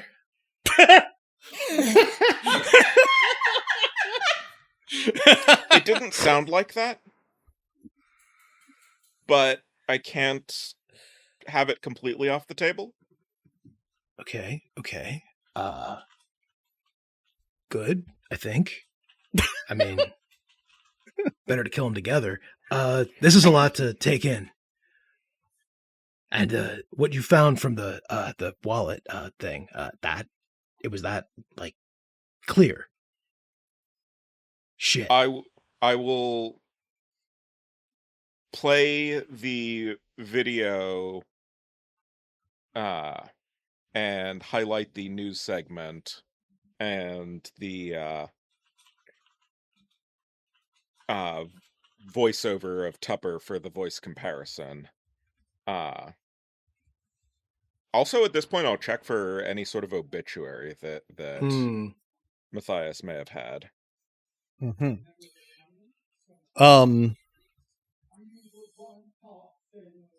In checking for that obituary, you will come across, I guess, kind of like a few things.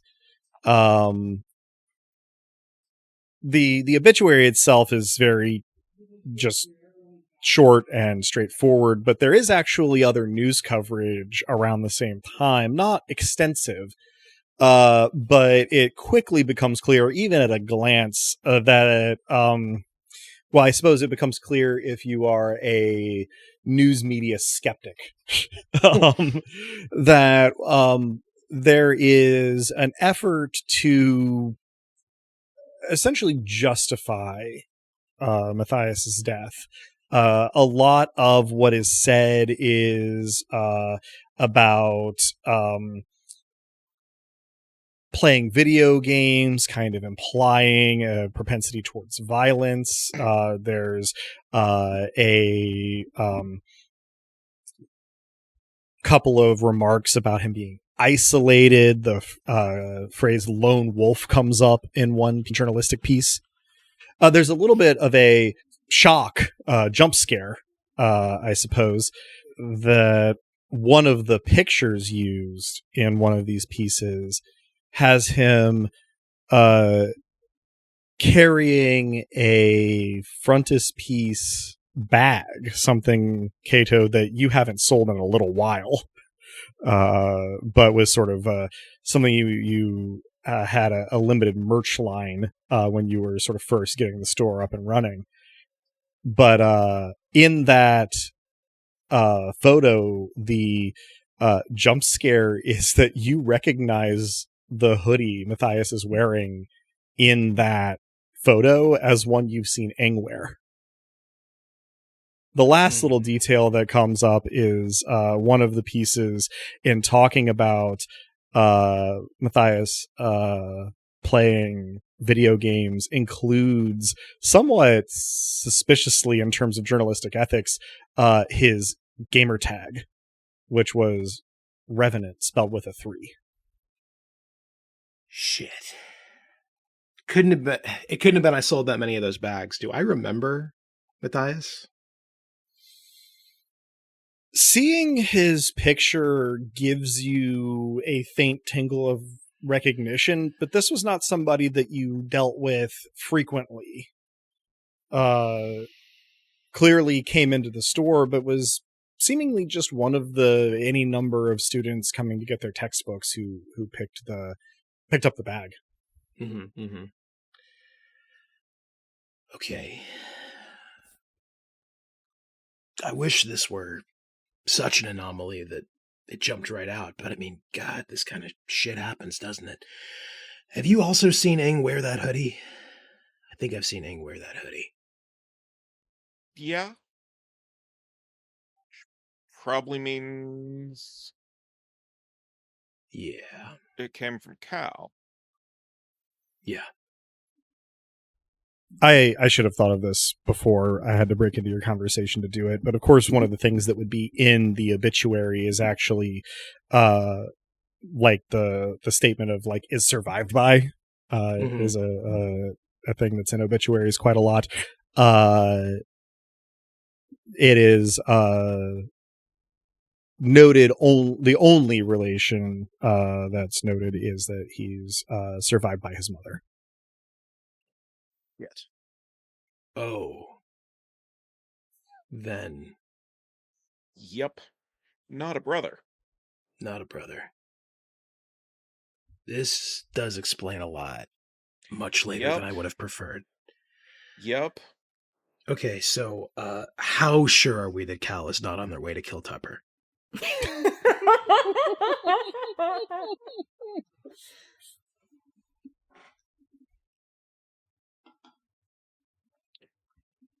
At least 20%? Okay. It's better odds than he deserves, but we should probably make a plan. I feel like a "you okay" text might be taken the wrong way right now. How do we play this? I mean, they already stated when I asked that no. Yeah, dumb question. Okay. I do message Cal. I say, I think we get it. Sorry if you didn't want us to, but what can we do? I suppose it is worth letting our listeners know, Cal, where you received this message. Yes. Currently on the way to police a protest. Okay. Couple blocks away from your destination, then. Yeah. God, Carry on. the irony is fucking palpable. A long enough period of time passes that it's not clear if you're going to get a response. But As we wait, I say 30%, 40%. eventually you get a few forwards. You're in this too. And then after a moment, it's followed by, we have to stop Tupper. We're in. You get a thumbs up emoji. Oh. Assuming that to be essentially where that conversation ends for now, I think it might be good for us to check in. Ing, what are you getting up to as we get into like the midday out to lunch period of the day? Yeah, well, if I've done what I can for the time being in making sense of the information that we gathered in the tunnels, trying to use what traces we have to track down whatever was outside of my apartment, our apartment, I think by way of a break that's not a break, but just kind of shifting gears, where there is a protest that, is going on outside of the police department. And so it seems like it would be, if not hypocritical, then cowardly to let other people speak for me. And so I'm going to drop by and see what's going on and see what I can do to help. Sure. I'll rule that it makes a good spot for a break because you're essentially letting some diagnostic tools run on what is a huge amount of information. And so there's not a lot you can do by being there, so you pack up and head out. Okay. And arriving, let's say, not that you'll know this specifically, but what will end up being 5-ish minutes ahead of Cal, you find that there are a couple of dozen people in a loose crowd, kind of doing what you might consider warm-up demonstrations for the real deal that's supposed to kick off in 4-ish, 5-ish hours. Folks who are there currently not outfitted with exactly a plethora of protest gear, but there are 2 signs and evidence. One just says justice for slag pie, and the other says free speech is not terrorism. And there's no exactly concerted efforts to be doing chants exactly at this point, but you do a quick count, and there are 3 more PSS officers than there are protesters at this point, standing shoulder to shoulder with sort of like riot shields on the ground in front of them. Not in full riot gear, because that's not something that PSS springs for, but in sort of their budget version of sane, standing there, alternately looking very stern and chatting with one another like they're waiting for a play to start. Okay, well, I'll join whatever chants are going on. My presence is not subtle by way of kind of character development. I had, towards the beginning of my time here on the station, had more of a slumped kind of a posture, trying to make myself look smaller despite being 7 feet tall, and clearly some kind of a heavy frame. So yeah, I kind of stick out. At the moment, there aren't other androids here, so you also stick out for that reason. Not a whole lot of chanting going on as yet. Some chatter among the protesters, and signs kind of leaning on shoulders. These are folks who have shown up early and are reserving space, taking the lay of the land, making sure that PSS doesn't barricade the area ahead of the main event. You, upon your arrival, get some, how would I put this, comradely nods from some of the other protesters. For the first 5-ish minutes or so that you're there, you're just sort of introducing yourself, saying hi to folks who are kind of welcoming you, and then going back to whatever they were doing before. It's cordial, but not yet very organized. Cal, you are on your way to PSS HQ to sort of take up your afternoon shift here, but a block on from your last message from Cato, but still a block away from PSS headquarters, you hear a familiar voice. You hear Apatia calling out to you, saying, "Oh, good afternoon, officer. Are you headed to the protest too?" And she's waving at you from across the street. I kind of do a double take. Mm-hmm. And then wave back at her, but keep walking. Mm-hmm. She 1.4 times speed, walking speed for previously towards you to catch up to you, and says, "I didn't know that they let officers attend in uniform." Oh, you're on the clock. Regretfully. She nods solemnly. No, I get it, though. I'd rather, I suppose, have you on duty than, well, I can think of some others. And she gets a little bit of a distant look. I skip a step as she says that, but carry on like I was unaffected. Mm-hmm. She doesn't particularly seem to take any notice, but continues to walk alongside you as though you are friends headed to the cafeteria. The corner of my lip edges upwards, and I slow my gait slightly so she can walk with me. Mm-hmm.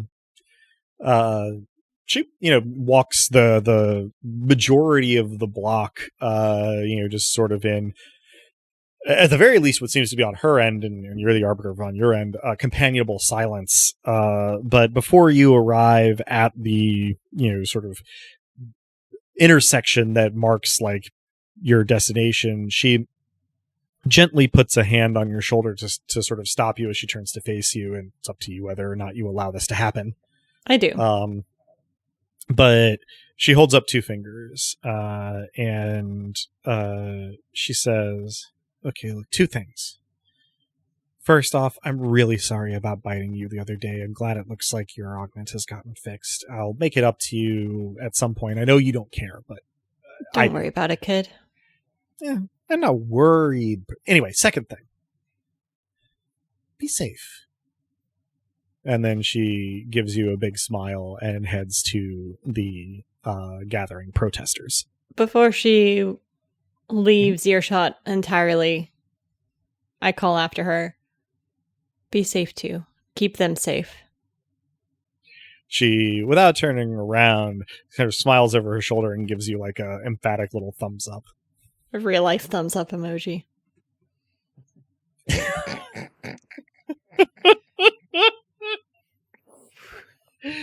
I mean, yeah, I guess.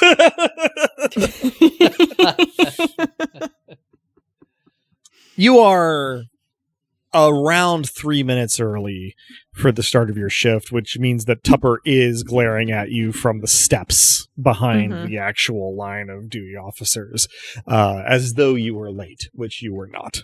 I ignore him and just take up post next to the officers, hands on my right, shield looking out over the gathered protesters. Yeah. Likely, if I catch sight of him, I imagine he's still hard to miss. Yeah. He's there. I tried to contain a double take and then pull up my phone and just send "Go home, kid." Probably Ing, you were sort of in the middle of a handshake with one of the other protesters who was there when you get a little message notification from Cal, and the message says "Go home, kid," which may be the thing that causes you to notice Cal's arrival. I text back, "There's work to do here." I send back a single word, "Please." I sit with that for a little bit. I'm sorry, do I see Cal across the way? If you look around when this message comes, yeah, Cal is not hiding. If I make eye contact, that settles a debate that's clearly going on for Ing.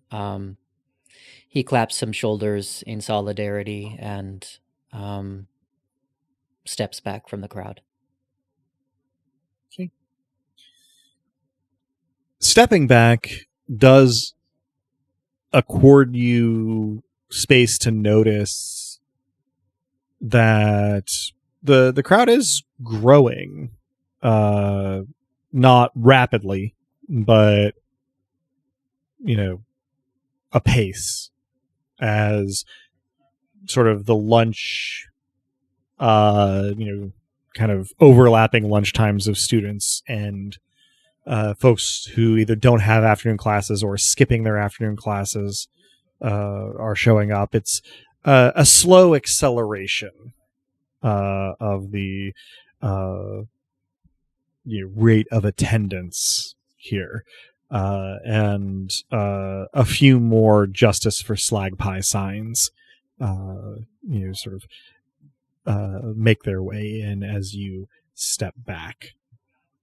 Also, it hasn't been mentioned since literally episode 1, but Ing does have a level in graffiti art and presumably access to spray paint cans. I would like to deploy the autonomous collective to graffiti some things at a reasonable enough distance that it might be outside of the police barricade. Justice for Slag Pie, free, the 2 imprisoned band members, those kinds of things. Yeah, no, the autonomous collective gets to work. Ing steps back. I guess decent time to check in real quick with Cato and Byrne. You've had this conversation with Cal that's been over for, we'll call it, like 5-10 minutes now. So if there's anything in particular we're getting up to in that interval or getting up to after it, decent time to let us know. I will ping Allie and Canby to let them know that I am interested, with a capital I, in dirt on Tupper. Okay. And will pay in favors to be determined. All right. I both will also mention to them that if they plan to go to the protest today, consider not being by the cops. They will both respond in the affirmative to both of those things. Though neither clarifies whether or not they were intending to go to the protests themselves. Yeah. Cato, anything in particular? Doing something similar with my network, and also specifically seeing if Bronwy has gotten back in touch.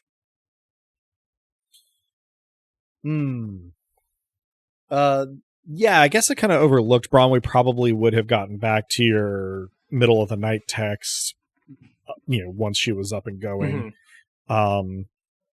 But will I guess she'll let you know that she would actually quite like to go to this demonstration, but thinks it may be wiser that she not.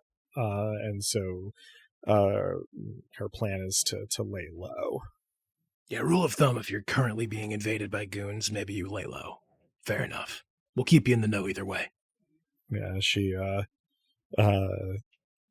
sends you a gif from a 90s sitcom of a child pouting. I have no response to that. Fair enough. I give her the last word, or, GIF as it might be. Mhm. Yeah, I mean, we are likewise pretty targeted, and I at least am extraordinarily recognizable. So True. I think we too are laying somewhat low. I do reopen the Frontispiece for business to minimize suspicion, since it is still business hours. Lunch is over. Mhm. I am going to find my way there, to sort of spectate from a basement's entrance. Okay. And I will easily be enough to tapped do. into all manner of cameras as well, and recording. Though, of course, since the shop was open, if anyone asks, they were here the whole time, to coin a phrase. Sure. Yeah, I do let Kato know before I vamoose. Mm-hmm. Shortly after Byrne does head off to sort of survey was the word I was looking for. Well, This is more surveil than survey, let's be real. Sure, both then. The demonstration here. Someone, Cato, that you have not really had a conversation with recently, but well of your acquaintance, shows up at the frontispiece. Professor Entwistle walks in and glares about the place. just to clarify, we did not discuss this guy, me and Byrne. Yeah, no, I don't believe I so, actually no. have no idea who this is. No. Okay. Yeah.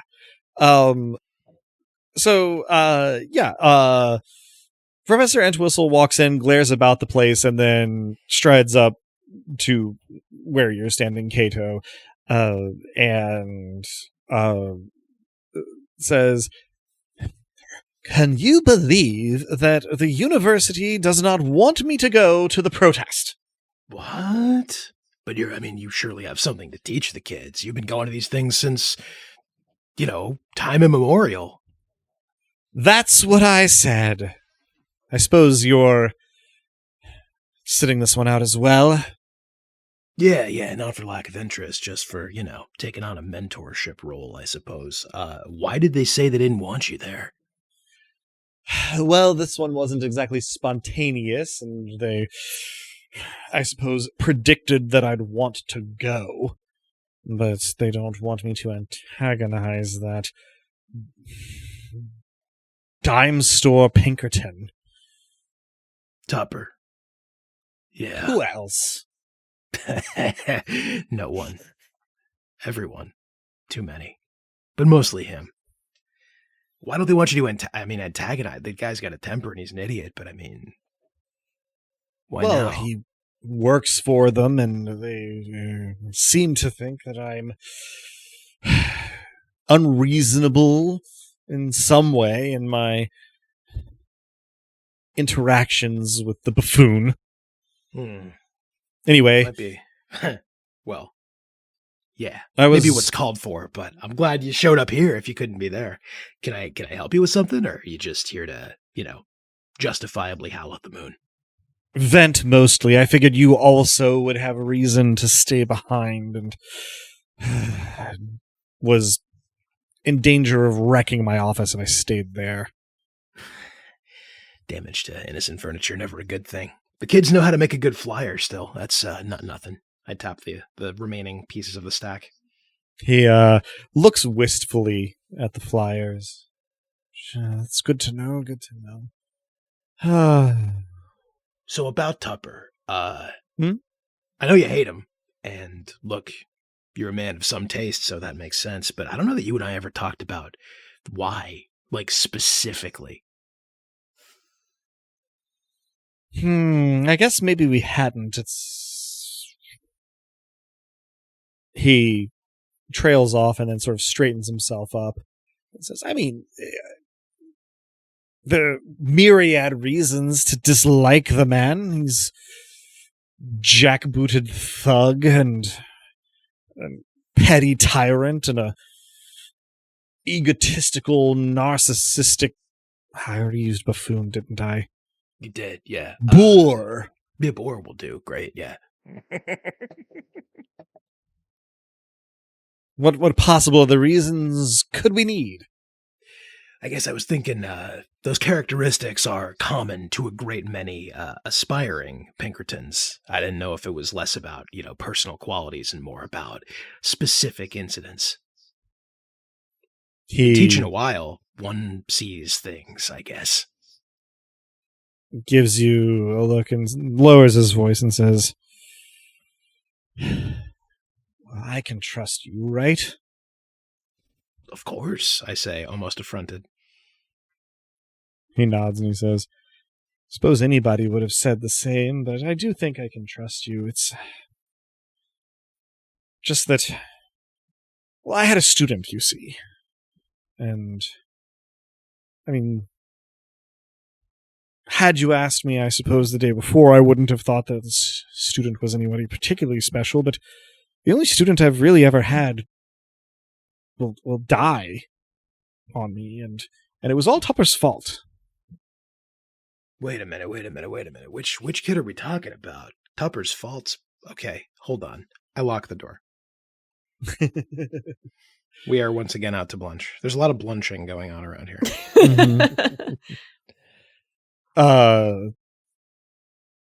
Professor Entwistle kind of looks around, following us and says, well, I'd hesitate to call him a protege, but Matthias Zero died when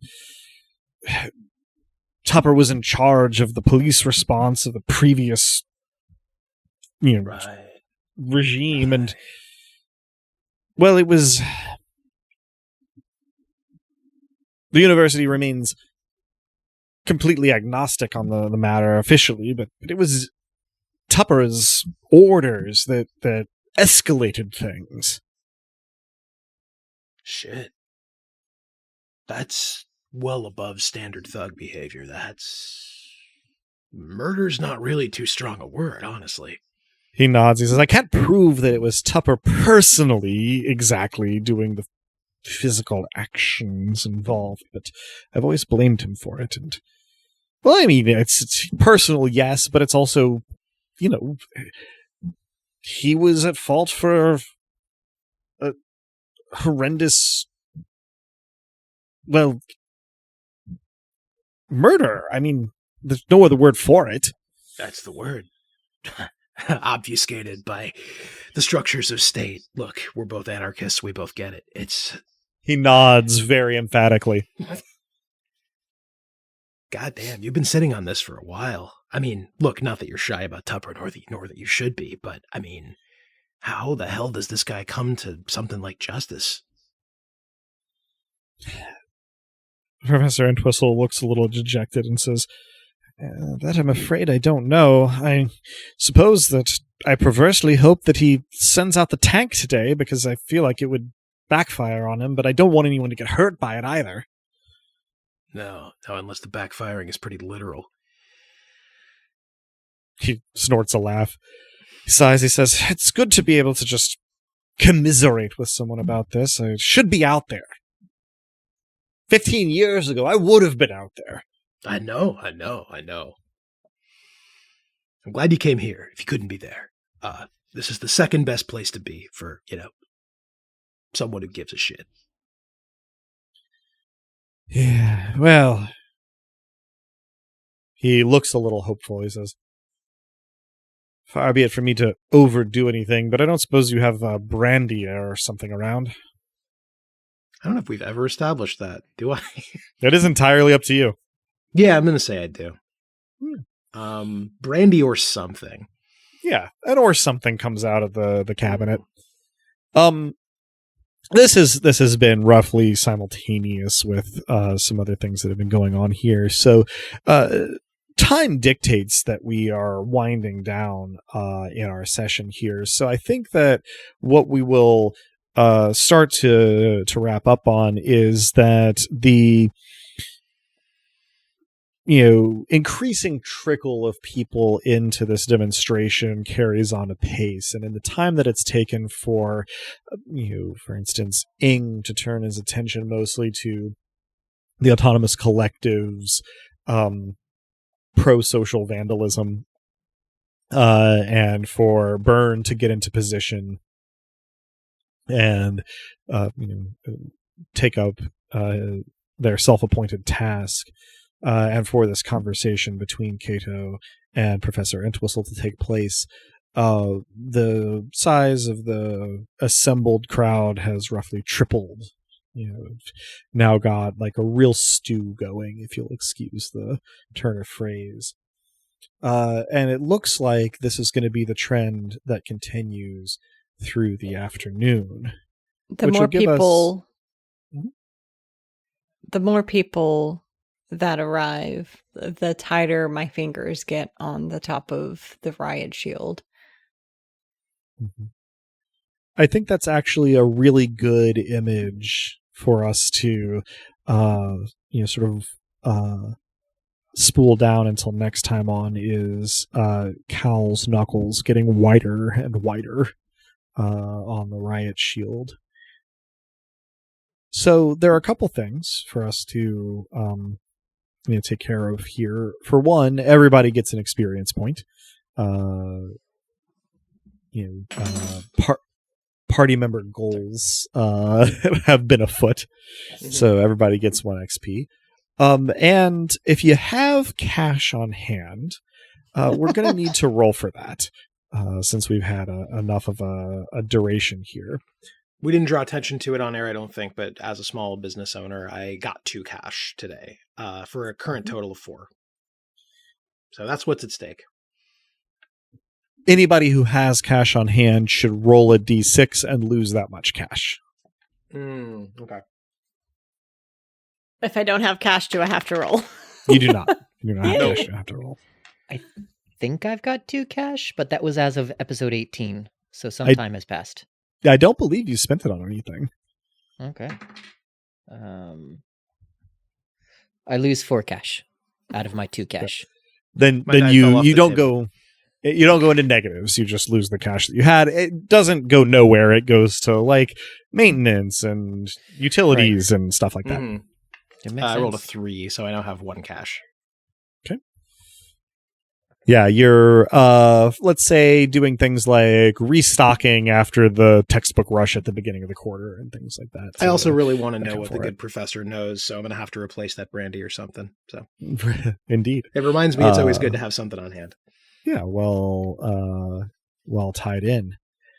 So, that will conclude this session of Dice Punks. Thanks for joining us. I hope our players and listeners enjoyed it as much as I did, and that you'll join us again next time. If you're hearing us now, then you probably know where to listen to this, but we can be found almost any place one can listen to podcasts, as well as on the wider web at dicepunks.com, and on Tumblr and Blue Sky as at dicepunks. With that, I think we're ready to say farewell, so say goodbye to the kind folks back on Earth, players. Thanks for listening, and as Cal's knuckles tighten on the riot shield, I don't really have knuckles to speak of in the traditional sense, so I hold a glass with great ease. But think about murder. Thank you for listening, everyone. And I'm just sorry for any emotional damage incurred by this episode. I'm not.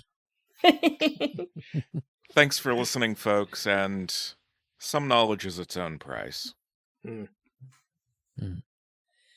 Hear, hear. Well, we're always grateful for your time and attention. And I think a lot of problems in this world could be solved through honest communication. If we could just sit down with one another and be frank for just a minute, I think we'd find that we have a lot in common. For example, the fact that we are all named Frank. I was waiting for that one. Nicely done, Nick. Nicely done you know indeed. me well enough to predict I that. saw the punch coming, but it struck true. Mm. Yeah. Still hit me square in the jaw. Me as well. And as the poet once said, go and get your riot gear, swing your girly all around. We'll be dancing on the cinders as the town is burning down. Beloved listeners, thank you for tuning in. Stick around through the admin stuff for a Catalogue. The music in this episode, Augment or Die, is by Emerson Boatwright and our very own bookmonger, Drew. Check out their other work at the link in the show notes. Editing and our rad new cover art was done by Joanne, who's appeared on the podcast now and again. Check out her work around the internet where she goes by Anything Sows. Site design and graphics for DicePunks.com are by the one and only Officer Armitage, Robin. Hardwired Island is by Paul Macevic, Freya Erling's daughter, and Minerva Jondo. You can find Hardwired Island at etten.itch.io/hardwired island. Links to the system and authors can be found on the Punk Grimoire section of our website, dicepunks.com. Thanks so much for listening. If you liked what you heard, that's reward enough on its own, but if you're so inclined, you can help us out by rating and reviewing us wherever you listen to us, telling your friends who you think would like us to give us a listen, and even by heading over to our Patreon at patreon.com/dicepunks. We have fun rewards available to backers, including a patron-only Discord and access to Dice Peak's After Show for episodes 1.1 and following. Regardless, we hope you'll tune in again, and until then, remember, subtlety is for cowards.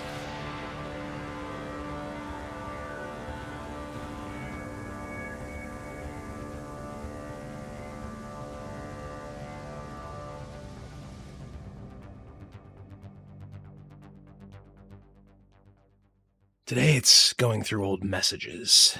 The kind of stuff that I should definitely delete from an OPSEC perspective, but that I can't quite bring myself to. Things that could tie me to, well, for instance, I press play and...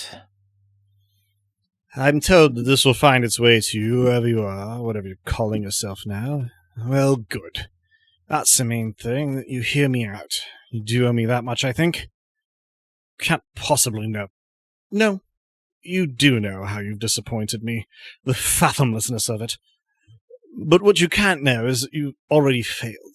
You're young, idealistic, and you simply haven't lived enough to know that everyone comes around, grows up, learns what can change and what can't.